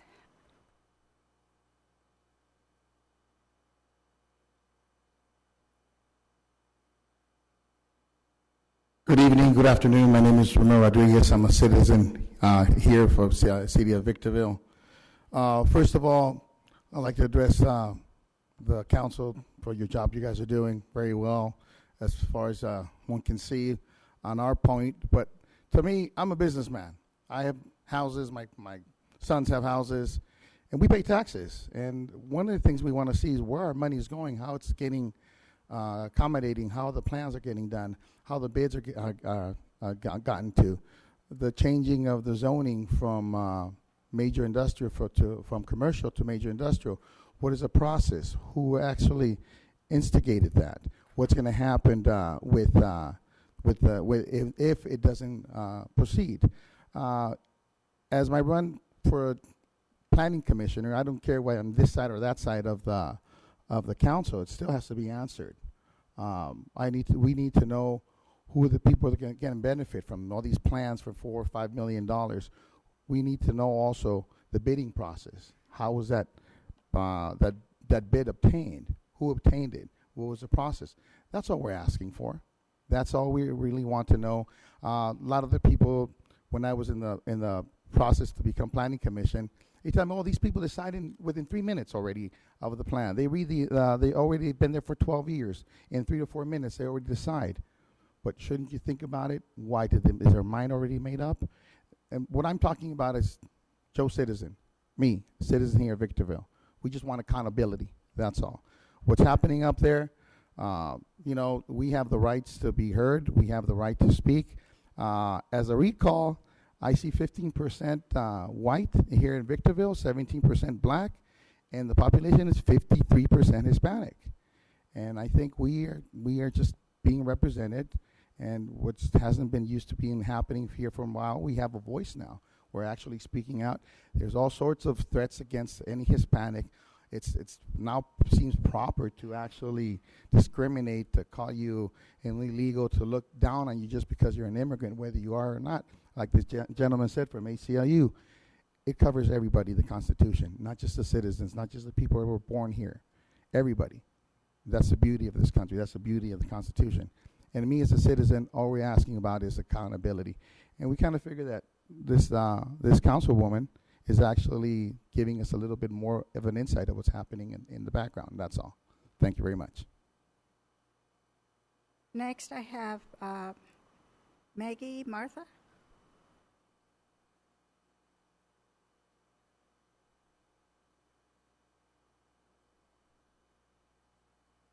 Good evening, Your Honor. I can't hear. Am I on? Okay. First, I was going to speak on. I'm not hearing you. Me neither. No, I am. Oh, good. So, good evening, Your Honor and council members. I was going to speak on some traffic issues, but I think I'm going to talk to our city manager about that because I heard something that sparked my interest. I just want to be clear about several things. One of them is, since Ms. Gomez was elected, I've been to every single council meeting, I believe, but one. Whereas these other people who are here in support of her, I've never seen them before. I'm not saying they weren't here, but as a group, I've never seen any of them here before. That said, San Bernardino County is about 57% Hispanic. So let's just be clear, I'm in the minority, not them. I'm a minority in my own community where I've resided for 19 years. Excuse me. And Ms. Gomez, you're over there, and I'd appreciate it if you'd have the common courtesy to look at me when I speak, because if you don't, that just speaks to your lack of integrity. But Ms. Gomez, here's the reason, if you didn't hear it from Councilman Negrete, that you're so called allegedly being bullied. It has nothing to do with experience. It has to do with your inability to represent all the people of all races in this city.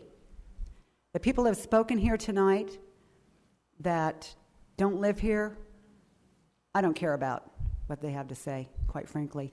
But I'm telling you, you're not here because of lack of intelligence. You're not wanted here because you do not have respect for the members of your council and this mayor.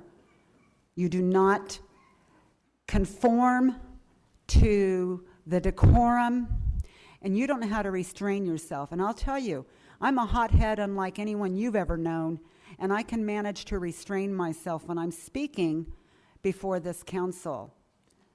And the emails that I've sent you, anyone who would have gotten that would have left Dodge quite some time ago. But you don't have common sense, like my dad said. The common sense God gave Daffy Duck in plain English. Plain English. So I support censure. I support recall. I support finding somebody who's more fit mentally, educationally, and socially than Ms. Gomez. Thank you. Thank you, Maggie. Joe Fukuda? Fukuda?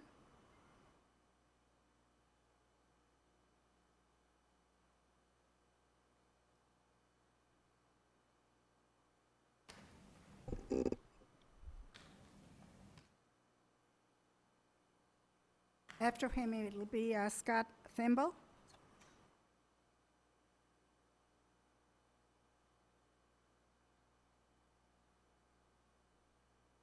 So does the microphone work, or are you going to cut me off? Okay. So, welcome to Victorville. You have a greenie here. Okay. My name's Joe Fichetti. I own a lot of property in California and other states. But this is where my home is, and I have a pretty wonderful life. Why did I remove the Victorville? I wonder. Okay, I'm a medical engineer. I have hundreds of people under me. I'm retired now. But I had a person, Walter Gladney, in Anaheim Hospital, and he was a greenie too. And he was just a beginner. Well, 7:30 in the morning, I got a call from the hospital. The entire intensive care went down, coronary care went down. 24 patients, high risk of losing their life.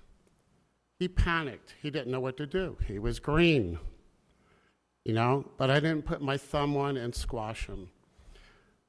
I said, just go to the unit. Just go. Be my eyes and ears. I'm on the way. The police are escorting me. Just tell me what's going on. Be my eyes. Okay? He was scared to death. I don't know how to do surgery. I don't know how to do this. I don't know what happens if somebody dies. How am I going to bring it back? I said, just go. It's all about the teamwork. And I didn't put him down because he didn't know what he was doing. Neither did those 24 patients and those cares, under the care in that hospital care, that he wasn't credentialed and experienced. He saved their life. He was a greenie. He didn't do things right.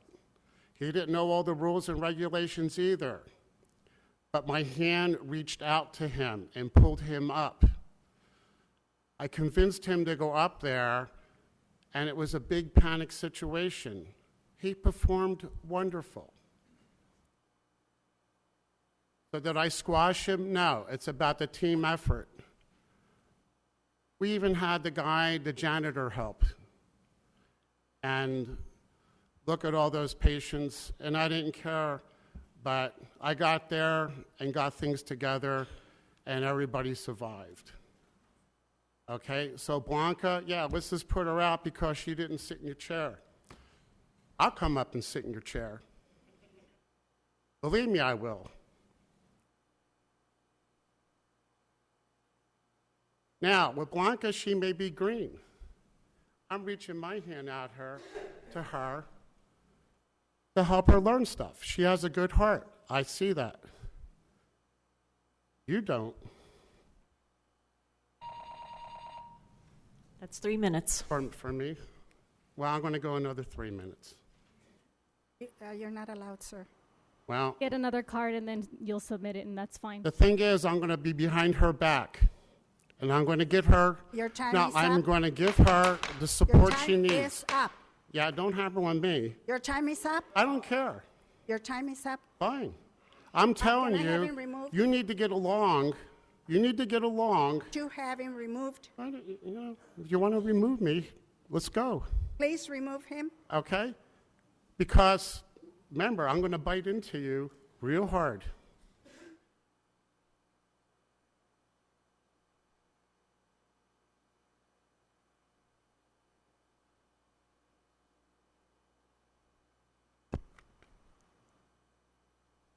The next person was Scott Thimble.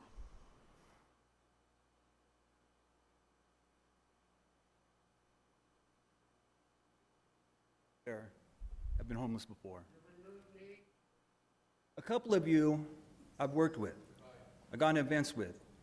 I don't know why I'm way off script. Somebody got killed at Hooked Park, and I'm involved with, they call the High Desert Challenger League, a couple hours before. But that's not what I want to talk about. Anyway, my name is Scott Trumbull. I'm part of Your Show.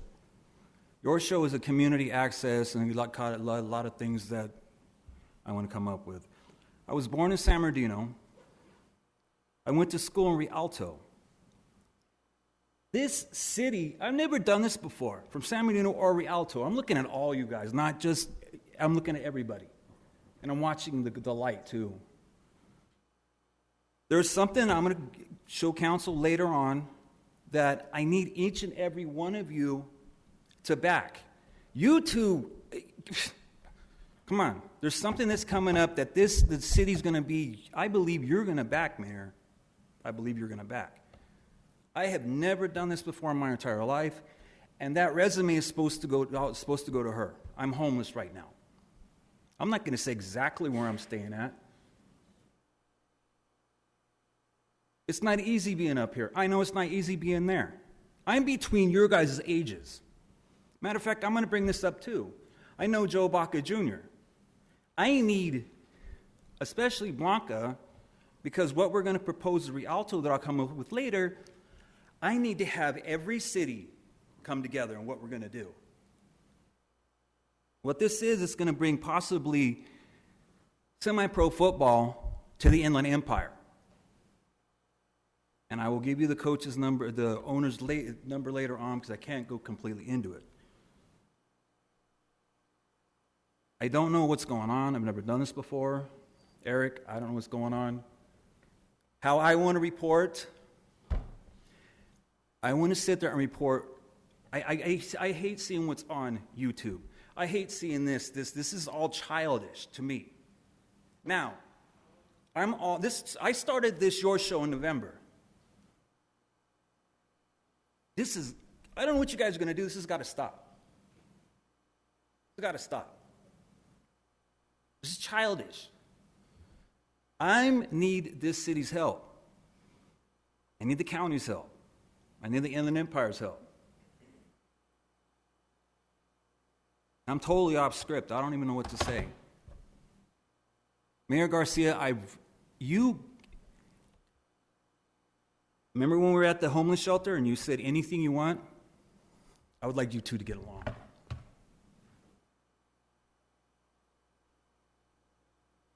Next person, Robin Weiston.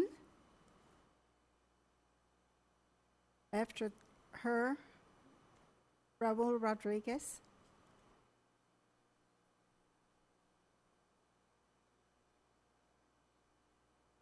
My name's Robin Vidston, and I am I'm with... sorry, I that's mispronounced fine. it. That's no problem. Okay. I'm with We the People Rising, and I'm also a member of the Overpass group that does the political rallies on Bear Valley. I'm part of Deanne Delene's group. And I've always found this city very beautiful. Beautiful sunrises, beautiful sunsets in Victorville. But on that same token, it saddens me when I read in the Victor Valley Daily Press, for example, the gang crime that is now in Victorville and throughout this valley. We need elected officials like this body politic to be involved in that issue. And on a second note, I agree with what was said earlier that we have a council member that is unprofessional. And it does impede the city council business. And I do totally support actions that will remedy this. And again, I was one of the people at the Rialto City Council when this council member appeared in her Victorville official badge. And again, we were stunned that she came to another city on a very controversial topic, sanctuary cities, which she still says she does not know what a sanctuary city is. But at any rate, this is just in keeping, I think, with the unprofessional decorum. When you're the general public, when you're the common person, you take a certain behavior. But when you're a city council member, you're held to a different standard. There's protocol, there's rules, and there is the Brown Act. So I am working on the campaign with Victorville residents where we are working to make a change on this city council. Thank you. Thank you. Raul Rodriguez, and after him, Francis Pion or Pion.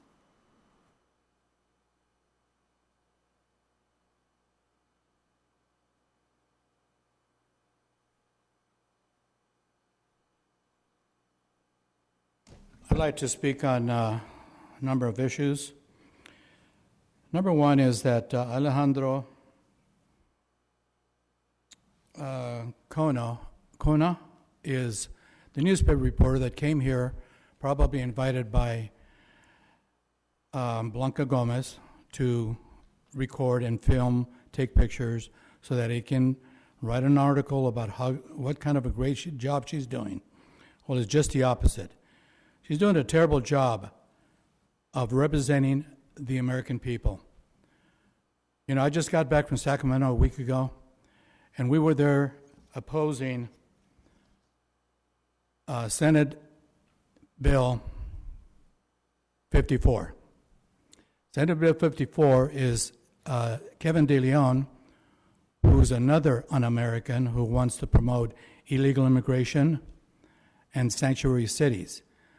So they want to make California a sanctuary state.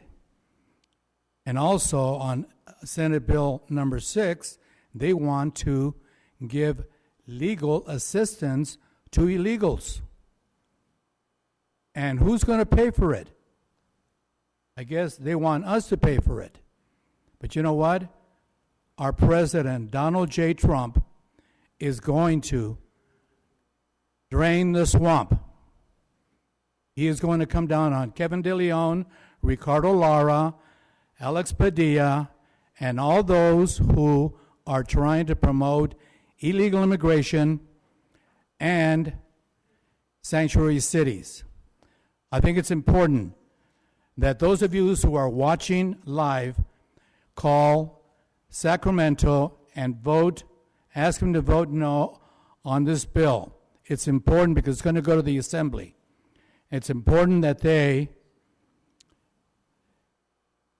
continue to vote no on this bill. It's important because we don't want a sanctuary state, city, whatever. We don't want them. We want them out of here.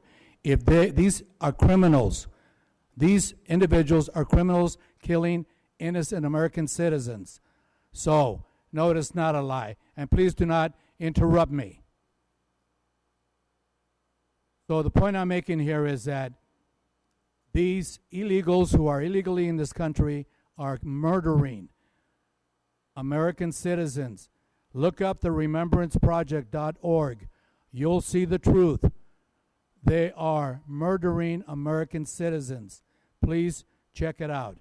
And also, I just wanted to thank the City Council for standing up to corruption, a speaker who has no morals and no values. Thank you very much.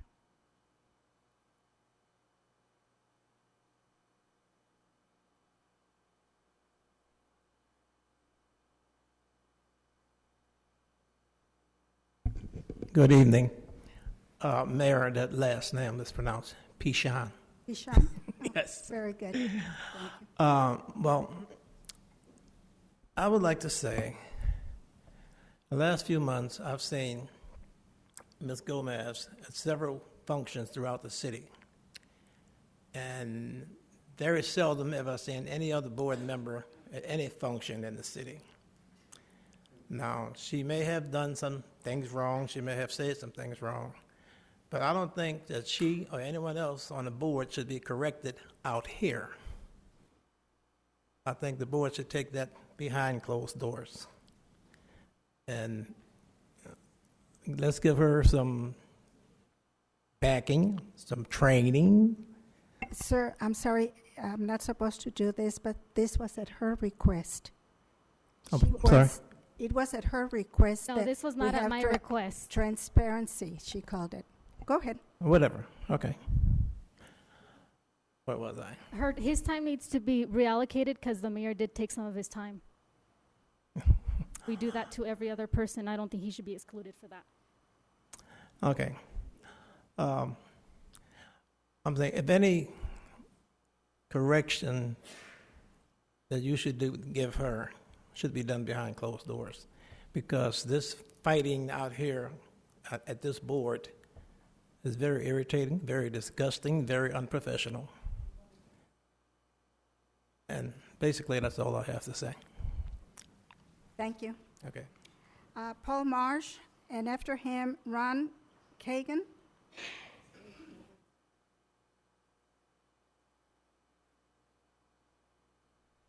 All righty. Good evening, everybody. Thank you for this time. There's a couple of issues that I wanted to kind of address.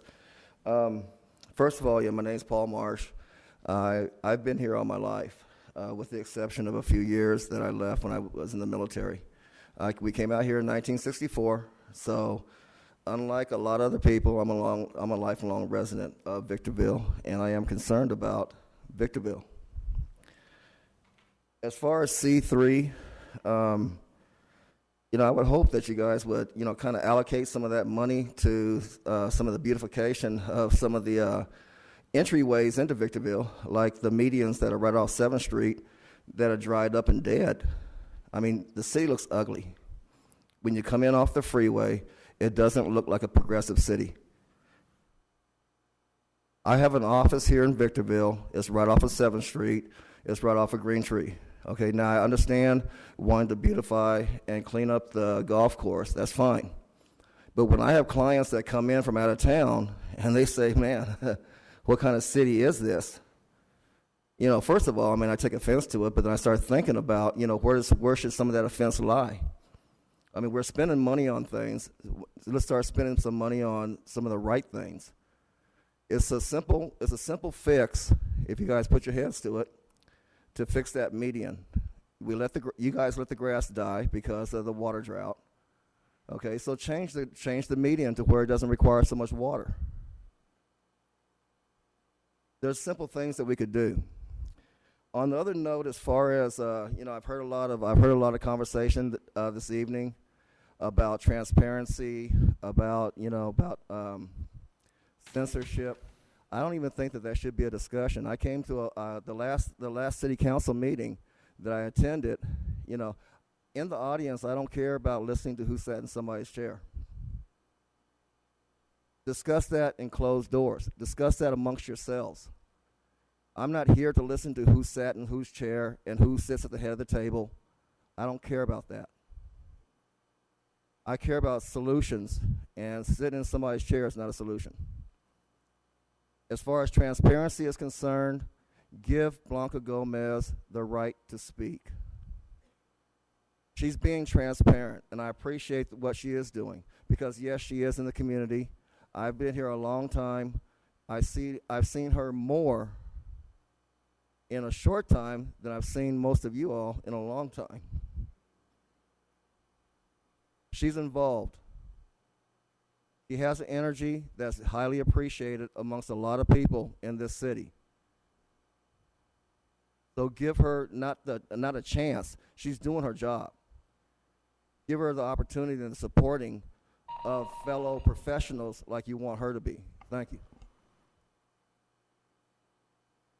Ron Kagan.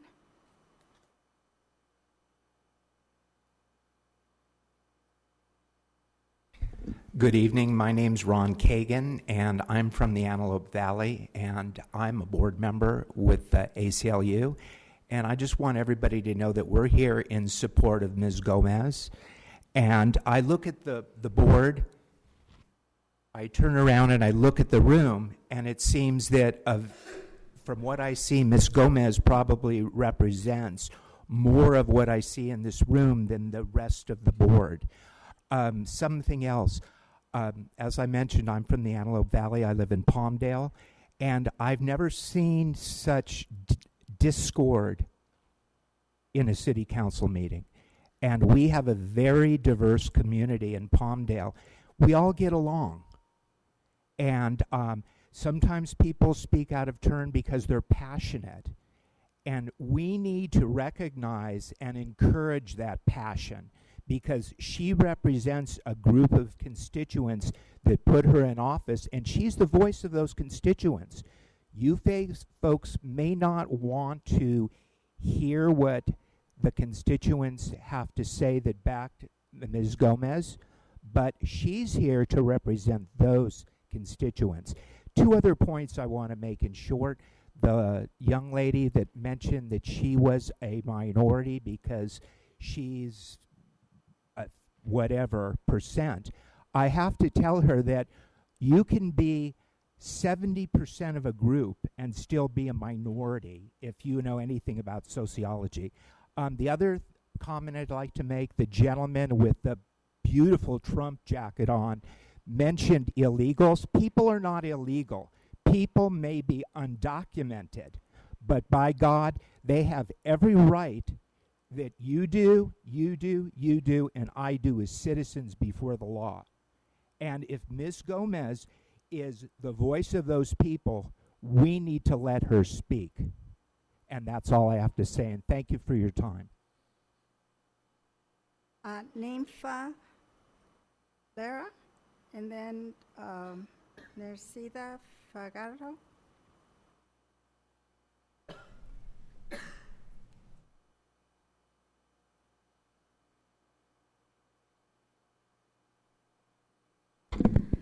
Hello, good night, everyone, and my name is Nympha Lara, and I'm here to support Blanca Gomez. I'm part of the community. I work with the community, and I've seen her everywhere participating and always taking the time to talk in sign language because to another audience that she represents here too. And that's all what I have to say. And I'm against the D11.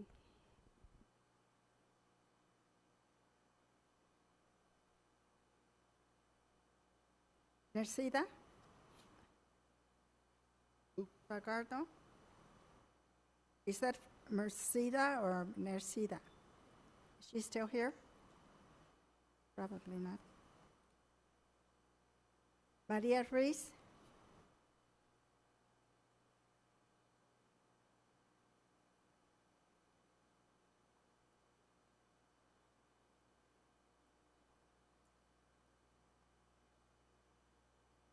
Buenas noches. Good evening. I'll be translating for.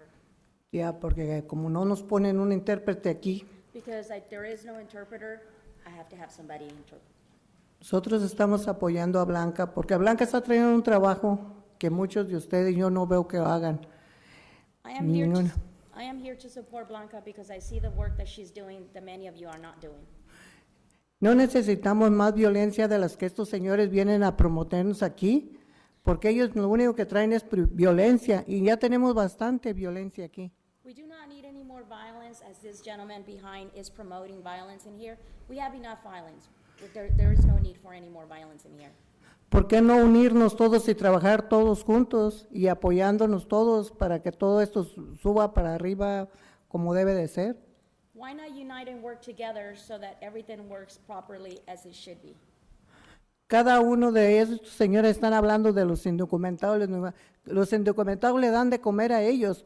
Cada que se llevan una comida a su boca van pasando por unas personas latinas que todos somos indocumentados y estamos trabajando. The gentleman is talking about illegals, undocumented. The undocumented individuals are the ones feeding him. Every time he puts food in his mouth, it comes and has passed through one of the undocumented individuals. Ya que ellos están aquí nomás promoviendo más violencia, deberían de irse a trabajar al campo allá donde la gente lo necesita. Instead of being here promoting more violence, they should actually be out in the field working and be doing the job that undocumenteds are doing. Thank you. Thank you. Maria Garcia, and then Adam Garcia, I think it is. Maria Garcia.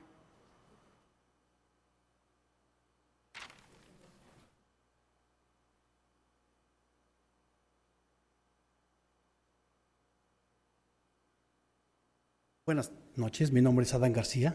Good evening, my name is Adam Garcia. Yo puedo hablar inglés, pero que aquí ya lo haga en inglés. Yo voy a hablar español.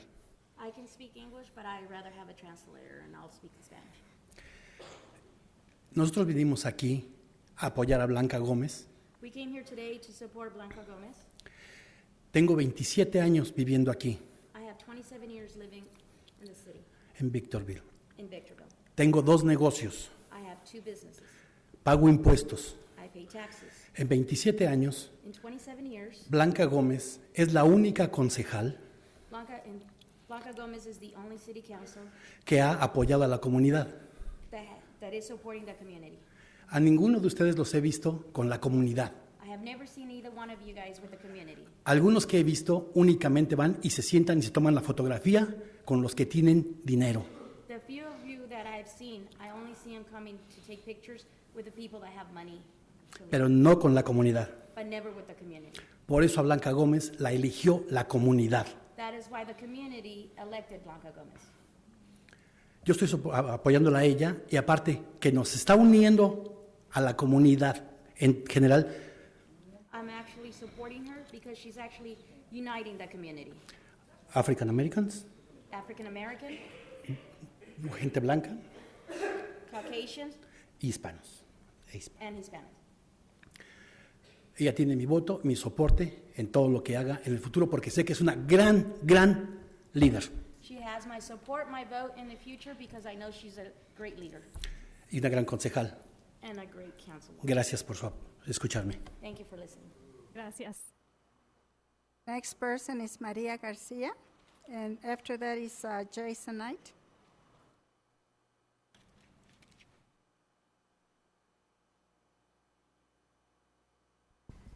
I hope everyone can see me. I'm so small. My name is Maria Garcia, and I'm here tonight to support Blanca Gomez because ever since I known her, she's been working very, very hard for the community, even late at night. It's been times that I call her at 11 p.m. to ask her questions, and she's there for me. Blanca, go ahead, do your job the way you've been doing it. And thank you very much to everyone. I'm just asking everyone, please let her do her job. Thank you. Thank you.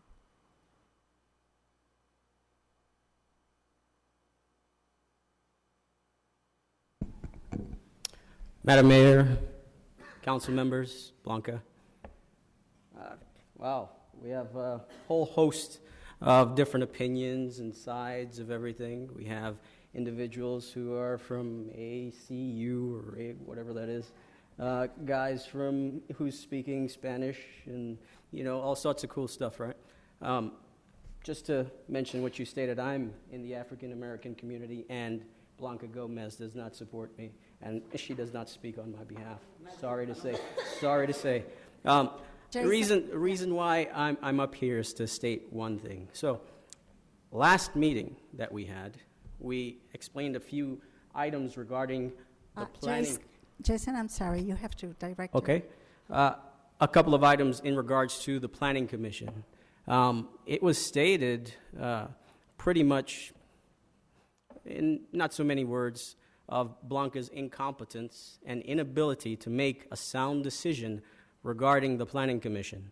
That being said, me, and just so everyone knows, I am a 3-time combat vet, both to Iraq and Afghanistan. I have an MBA in Information Systems Management. I'm 1 course and a dissertation away from my PhD. I'm an engineer for a known Fortune 500 company, and I'm in Army Reserves. Now, that being said, I'm afraid to submit my packet for the Planning Commission to be reviewed by Ms. Blanca Gomez because of her personal qualms that she has with me. That being said, right, in December, she attempted to have someone placed on the Planning Commission, one known Anthony Rhodes, who, and as the rumors go, and I'm not a big rumor mill guy, but the rumors go that she's staying with him at his home in Hesperia. However, the truth of the matter is I've seen her on multiple occasions, not with her PIN, not in professional capacity, but in public personal capacity with this individual in multiple places, to include one, Bruce McGee's big celebration that he had going on, also at J.T. Turner's on a Thursday, as a matter of fact, because it's every Thursday. I know him personally, right? And she's been in personal capacity and been seen multiple times with this individual. That being said, that is an unethical action, trying to put an individual on the Planning Commission who she has personal relations with. So there's only two options right now that'll happen. Either A, you step down as council member, or B, a recall. And those that support the recall, I've already started the process. So that being said, I need 30 signatures. So if anyone wants to sign after this, please get in contact with me. Again, my name is Jason Knight, if anybody needs to know. Thank you. That's all I have, ma'am. Thank you for your time. Thank you. Ruth Sanchez.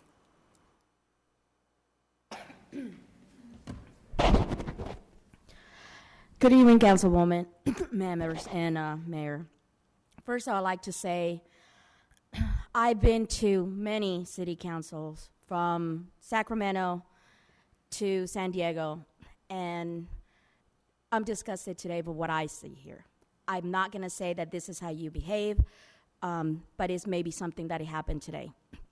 One thing I want to say to Councilmember Negrete, I do agree with you that Councilwoman Gomez is young. I'm a lot younger than you are. I'm a business owner. I'm a state delegate. I'm an assembly delegate. I'm a community organizer. And I'm a property owner as well. So age has nothing to do with the job that we all have to do. She may have made mistakes. I'm not here to deny the mistakes. You might want to get a drink of water, gentlemen, over there. But anyways, I'm not here to disagree that she may have made mistakes. But I think that you need to, as being the older mayor, need to embrace that and talk to her and let her know, maybe we can do these things. Okay. However, what I can tell you is I've seen her out in the community with the homeless. I've seen her in the community with veterans. Okay. I work with the veterans in the Valley. In LA. I go every month and feed the veterans, so I know what they need. I'm a mother of a Marine, so I know exactly what they're going through. I haven't seen none of you guys are in the community, and she is speaking for the community. The community is here, and you guys are elected by the community, so therefore you have to answer to us, all of you, not just Mrs. Gomez, but each one of you. So if she's going to be censored, who's going to censor you guys? Because I saw disrespect by Mayor today. I saw disrespect by Councilmember Negrete by calling her unprofessional and himself being unprofessional here.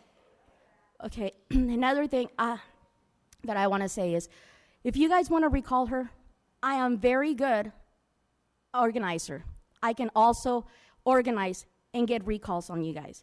But that's not the answer. The answer is let's work together, because you guys have better things to worry about than a traffic light. And trust me, that is very important. But we have other more important things than spending $350,000 on a traffic light when we don't have the after-school programs that are needed to prevent any more violence. And then the city of Victorville is very famous for violence. Thank you.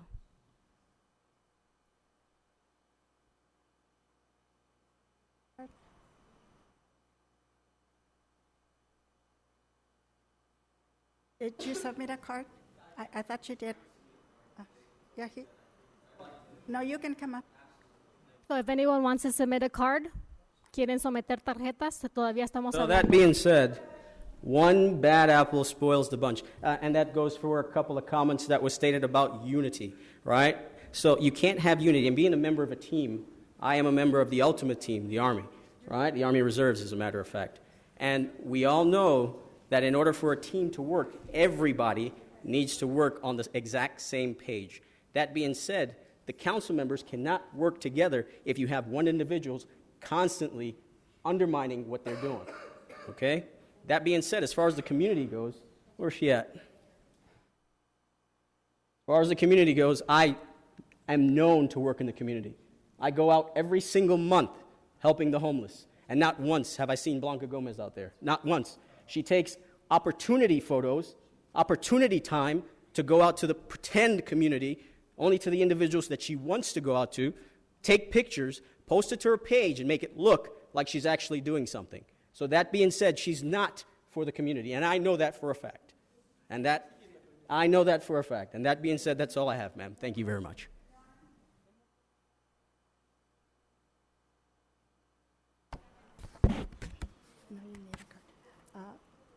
Scott Tremble?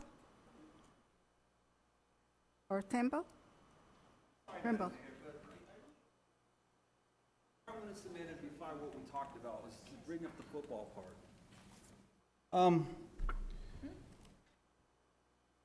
In the community are the coaches that have 30 years experience in football.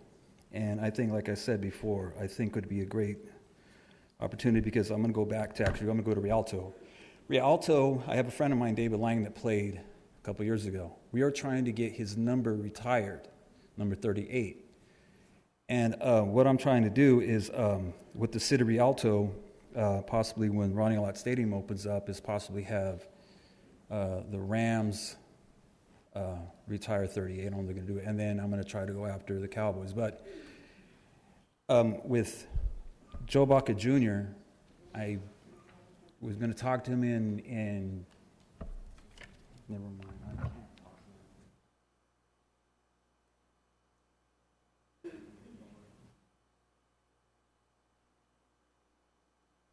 I'm sorry, but it looks like we are repeating the same comments over and over. So I do have two other cards, but if it's pertaining to the same thing, I'm going to deny them. I have Raul Rodriguez. Is it pertaining to the same thing? Something else? Okay. We're done with the Blanca thing. We're done with the mayor thing, too.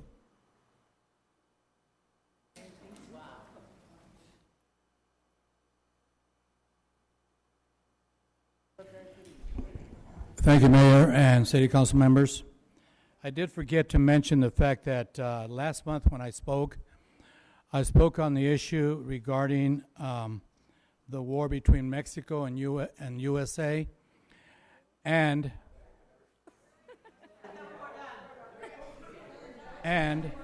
excuse me, please do not interrupt me. He's speaking.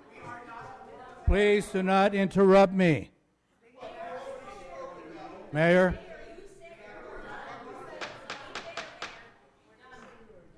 This is a different issue.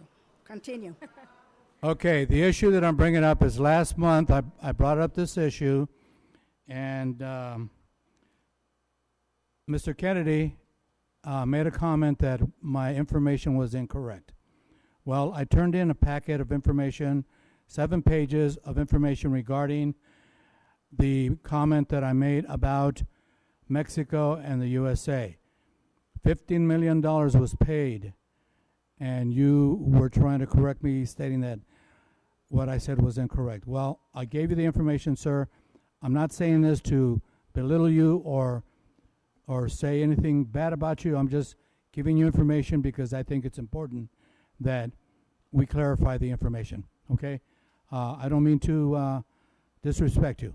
I respect you people on the board, with the exception of one, but anyway, thank you very much, and you have a great night.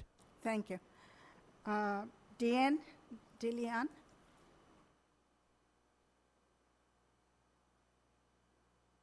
Only if it's a different issue? Only if it's something different? Okay.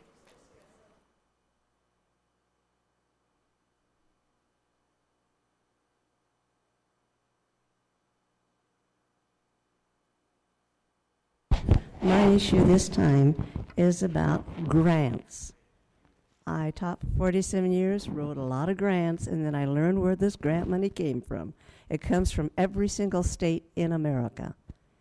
Now, everybody has a right to come to this community or any other community if a grant was granted to their city council. It comes from all our taxpayers, and many people don't know that. They don't realize that they have a right to come here and complain or agree to a grant that comes your way or any other city council. That's why I go to all the different city councils, because it comes from the United States. It is a tax paid by every single citizen for all the grants. We had plenty of grants for school districts. Now, there are some things that people are forgetting about, and I'll see if I can remember it. The president has every right to do what he's doing, to cut out sanctuary cities, and that is where the grants come in at. Millions and millions of dollars in sanctuary cities will be taken away from California, and if it becomes a state, millions and millions of dollars, and the Orville Dam will never get repaired. We got to remember that. So we got to stay away from sanctuary cities. And I just wanted people to remember where the grant money comes from, and our own city gets grant monies. So we want to be careful about that. And we had Blanca's people just leave. And it was very important for them to know this situation, to know that information, because they do not know what the Brown Act is. And I advised them to get down to the library, law library. Costs about $25 to make copies. I did that for about 3 or 4 hours one time and got the whole book about the Brown Act. And it helps you understand what's going on at a city council, what you can and can't do. Thank you very much. Thank you. Maggie Martin. It is a different issue?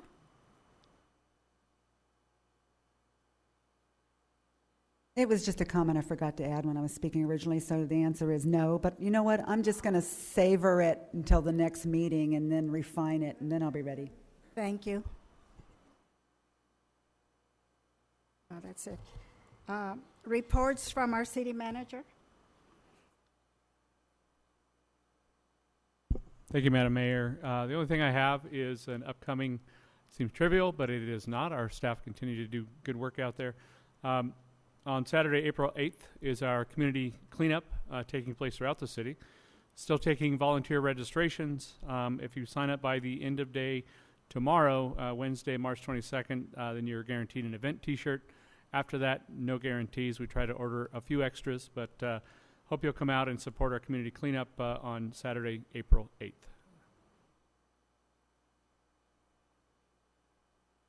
Council members. Madam Mayor, I'd like to make some comments. For the record, I would just like to let the other cities know, and the school boards and the college, I'd like to apologize to the people that came here today. I'd like to apologize to them. This is not how things are supposed to work. So this is an embarrassment, and I hope that this doesn't happen in other cities, but that's why you need policies in place and procedures and that whatnot. But going forward, I'd like to just say that we'd like to move on and just focus on the service to the community, which is what we're all here, and it's not a competition. So I find it insulting and laughable for anybody to compare. There's no way I would compare myself to Councilmember Kennedy and what he's meant to this city, or Mayor Garcia, or Mayor Pro Tem Cox. That is unproductive. And so what I hope is, and what I've always said since the election is, I hope we have some improvement. The next meeting, and it wasn't coming. It's not coming. I don't think it's coming.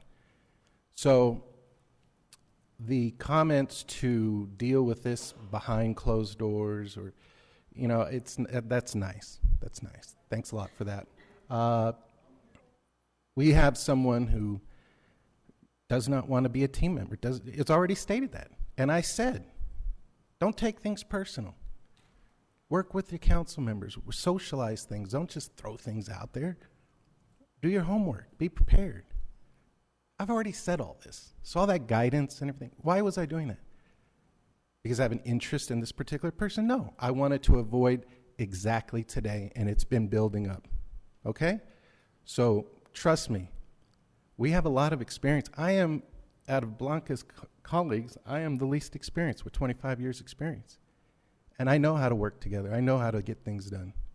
I've been doing it, and I plan on continuing. But if we can't focus on the business of the city, just like tonight, the only thing I keep hearing from her are things like, we need change. Well, quite frankly, the only thing that's changed since she's joined the council is our meetings are 2 or 3 times longer. So, I'd like a reset. I'd like a meeting with the city attorney and Councilmember Gomez to talk about how we can improve things going forward. There is not a lack of respect, despite what other people think. Professional courtesy and decorum are expected at a professional business meeting, and that was disgusting what I saw tonight. You know what? Believe it or not, we're not rewarded to be here that much. It really isn't. Unless you have some freaking ego where, ooh, I'm somebody. No, this is service. And it's days like this that make you question, why am I even doing this? You know, when kids come up here and get rewarded for doing a great job at school or have some projects and won some contests, those are the best days. And I really enjoy those days because they weren't days like this.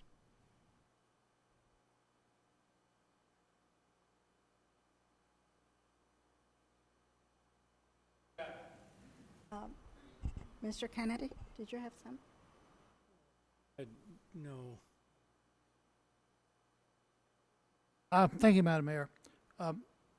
Normally, when individuals speak to the council, we can't respond because it's not on the council agenda, but I do want to respond to 2 comments. I believe it was a gentleman said that Ms. Gomez's constituency is different than ours. If you look at the votes, the constituency is the same. It would be numerically impossible not to be. If you look at the votes that were cast, then the same people voted for S3 or S3 wouldn't have got elected. There wasn't a different constituency. There's not enough to do that. And the numbers are there. So we all represent the same people. We don't need to be divided, and we don't welcome individuals whose attempt to divide us for dividing purposes. We're trying to work together for the betterment of the city, and I hope we can do that. The other individual that made the remark about the golf course, I just wanted to say, ever since I've been on the council, the city attorney has said that I have a conflict because my home is there, has been there for a lot of years, and therefore I have never been allowed to vote on any issue regarding the golf course. I feel like there's a large number of homeowners who continually call me about complaints that I can't respond to, but I can running dogs and trash. But on the golf course itself, whether it's monies to be given or taken away or whatever, I'm not allowed to vote on that issue, and so I don't. And so to some degree, I thought I would answer that. And in regard to the voice of the constituency, I hope I am. I hope I can represent the individuals. Last comment that I have to make, there was 3 different references about rooting out corruption or getting to the bottom of corruption. I want to ask each and every one of you, if someone tells you there is corruption at City Hall, say, show me, prove it to me, give me something, because we don't like those kind of rumors. If you look at these 5 people and know these 5 people, you would know that there is no corruption, because any one of us would turn in the other if that was going on. If you believe it's going on and you have any proof, tell somebody, police department, county district attorney, we do not want corruption of any kind anywhere. I don't know of any. If I did, I would report it. If somebody is telling you there is any kind of corruption, make them prove it and demand that they go to the proper authorities. We don't need it in the council. The public doesn't need it, and the citizens don't need this. We need to have a good, well-run city, free of corruption, where we work together. That's my hope. And really, don't perpetuate a myth that doesn't exist. If you believe it exists, get to the bottom of it. Do something about it. Be involved. I appreciate it. Thank you. Lori, I'm going to say one thing. I've done 8 years on the Water District Board, and in a couple of years I'll be 8 years on the council. It's only about service. That's all it is. That's the only reason we're here. The money isn't worth it. The sense of power isn't worth it. The sense of esteem from people who come in here and call us corrupt when you have no idea what you're talking about. It's just insulting. What we've done on this council in the last 8 years is we've turned around a $13 million budget deficit. We've improved roads. They aren't fixed yet, but we've done that. We've added police. We've found every nickel we could to improve law enforcement, to improve code enforcement, to do everything we can to make our city that all of us share a better place to live. And to have somebody come in who knows nothing about that service and challenge our integrity and our honesty and our motives, it's just, you seriously sit here and ask yourself, is it worth it? I've spent my life building a reputation in the profession I work in. Nothing more important to me than my reputation. And to listen to some of the kind of comments that we've had to listen to tonight are just unbelievable. That's all I want to say. Did you have something? Yes. So, point of clarification, I have the point of order and privilege. What's the time limit?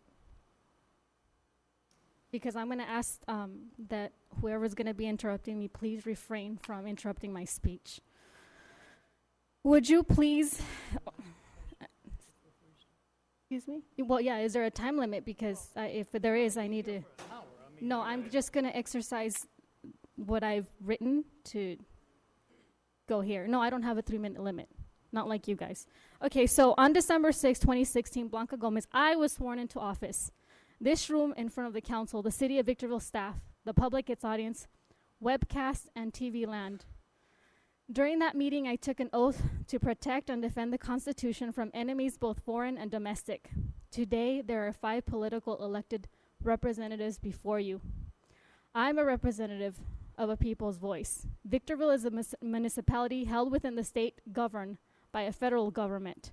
We are a democracy, a system of government. Victorville is a community of approximately 125,000 people, a system of government. 44,000 registered voters voted in a citywide system election, this presidential election, November 2018.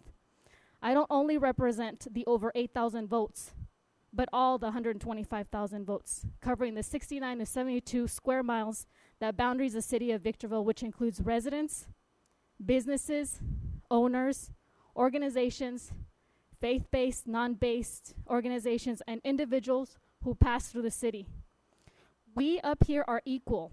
We are elected by the same people to represent the city of Victorville. I'm not leaving office. We need to work together, and I'm willing to forget and start all over. I don't have the reports and the data, but I'm concerned that there's citizens that have been informing me, so I'm transitioning. I've had citizens report to me lights being off at the I-15 interchange near Devore. I inquired about the Devore interchange project, requesting information about these luminaires. These lights were off, according to the concerned citizens, since last May and April. The Caltrans district director informed me that the lights are now up and they're functioning. If you notice anything else, please bring it to our attention. I want to make sure that the commuters are driving safe at night. In December, I asked for a review, a report for discussion and possible action to become agendized. This is my second request publicly to agendize translation services for deliberation and possible action. The United States of America does not have a formal language. I and anyone that has an issue, why don't you write a letter to Donald Trump and ask him what's the language of the United States? You are violating the rights of my voters' languages. I ask that the legislative body do the same. We don't hold power over the other. We are equal. At the end, it's not me or they. It needs to be us. I have a letter from a constituent to whom it may concern December 21st. My wife and I want Blanca Gomez to keep representing our community because she is our voice.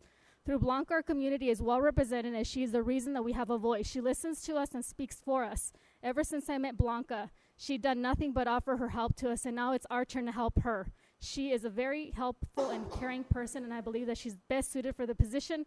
Blanca listens to us, the community, and she lends us every helping hand she could give, and to all of our community. There needs to be more people like her because we are a community and we are supposed to care and look out for each other, something that Blanca excels at. Thank you for listening to us. It's greatly appreciated, and I'm going to submit this to the record, and each council member received an email. The next one is, hello, Councilwoman Blanca Gomez. This is a concern. In our neighborhoods, we are getting mail stolen from our mailboxes. It's been a major issue from what is being discussed in nextdoor.com. What is the website that the next door neighbor is the area that we live in? On my street alone, there's been at least 3 neighborhoods who've talked about having their mail stolen. When my husband called to make the report, we didn't know what was stolen. However, we discovered later on that it was a debit card. Since then, we purchased a new mailbox. However, I wonder what the city is doing. So if that could be addressed, I think I forwarded it. I would like to get a response to that constituent. And that's also going to be submitted for the record for today. And third, hi Doug, can you please give me a brief update on the fire services? Did the city start accepting outside bids for the job? Please remember we need to compare apples to apples. Lastly, please, the good people of Victorville cannot afford a new tax. Please note, we don't like fees increase. Please look at the state's offer. If they can do the same level of staffing cheaper, we need to sign with them. I mad respect for the county fire crew. They keep us safe for a long time, but I don't think we can afford it anymore. And that's also going to be entered into the record. And lastly, what I like to say is Daniel Mejia was here. Daniel Mejia is our new fire protection chief captain. And every time I see him sitting in the audience, I wonder, why is he sitting in the audience? We have an empty seat right here. I remember when Chief Captain Lucia left, he was replaced by Chief Schuler, which is sitting up here. So I'm just wondering, why is our fire protection representative taking the seat with the audience and doesn't have a seat with council, just like Mr. Schuler? If someone can please respond to that. Yeah, let me respond to a couple of those items. Maggie, please. You've interrupted the meeting many times. So it's the mayor's job to ask to have someone removed, but I'm about to go whisper in her ear if you don't stop. So a couple of those items. I'll address the last 2 emails that you mentioned. Captain Schuler has responded to your email regarding the mail theft. Apparently you haven't seen that yet. Regarding the email from Hakeem Majid, I responded to that today, copied you on that. So those are both already answered in your email. With regard to why the fire chief sits in the audience and the police chief sits at the dais, actually, we asked Chief Lucia, Captain Lucia, to sit at the dais in order to provide some security for the council and for the staff that sit up here. It allows him an opportunity to see who's coming in the door in the event of any kind of a potential threat. That was done in response to threats in other cities and incidents in other cities. I don't even recall the specific one, but I think there was a terrorist action. So he's there to provide eyes for his deputies who are typically have their backs to the audience. There's really no purpose to have the fire chief up here. We have on occasion had the other assistant city manager up here. He's not attending this meeting. That's why that seat is vacant. I would have loved to translate my words in Spanish and sign language, but our voice is being muted. Me hubiera encantado traducir mis palabras en Please, español. you're not supposed y to speak in señalar, Spanish. pero sé que mi voz ha sido apagada. Meeting is adjourned. Yeah, let's go. This is enough.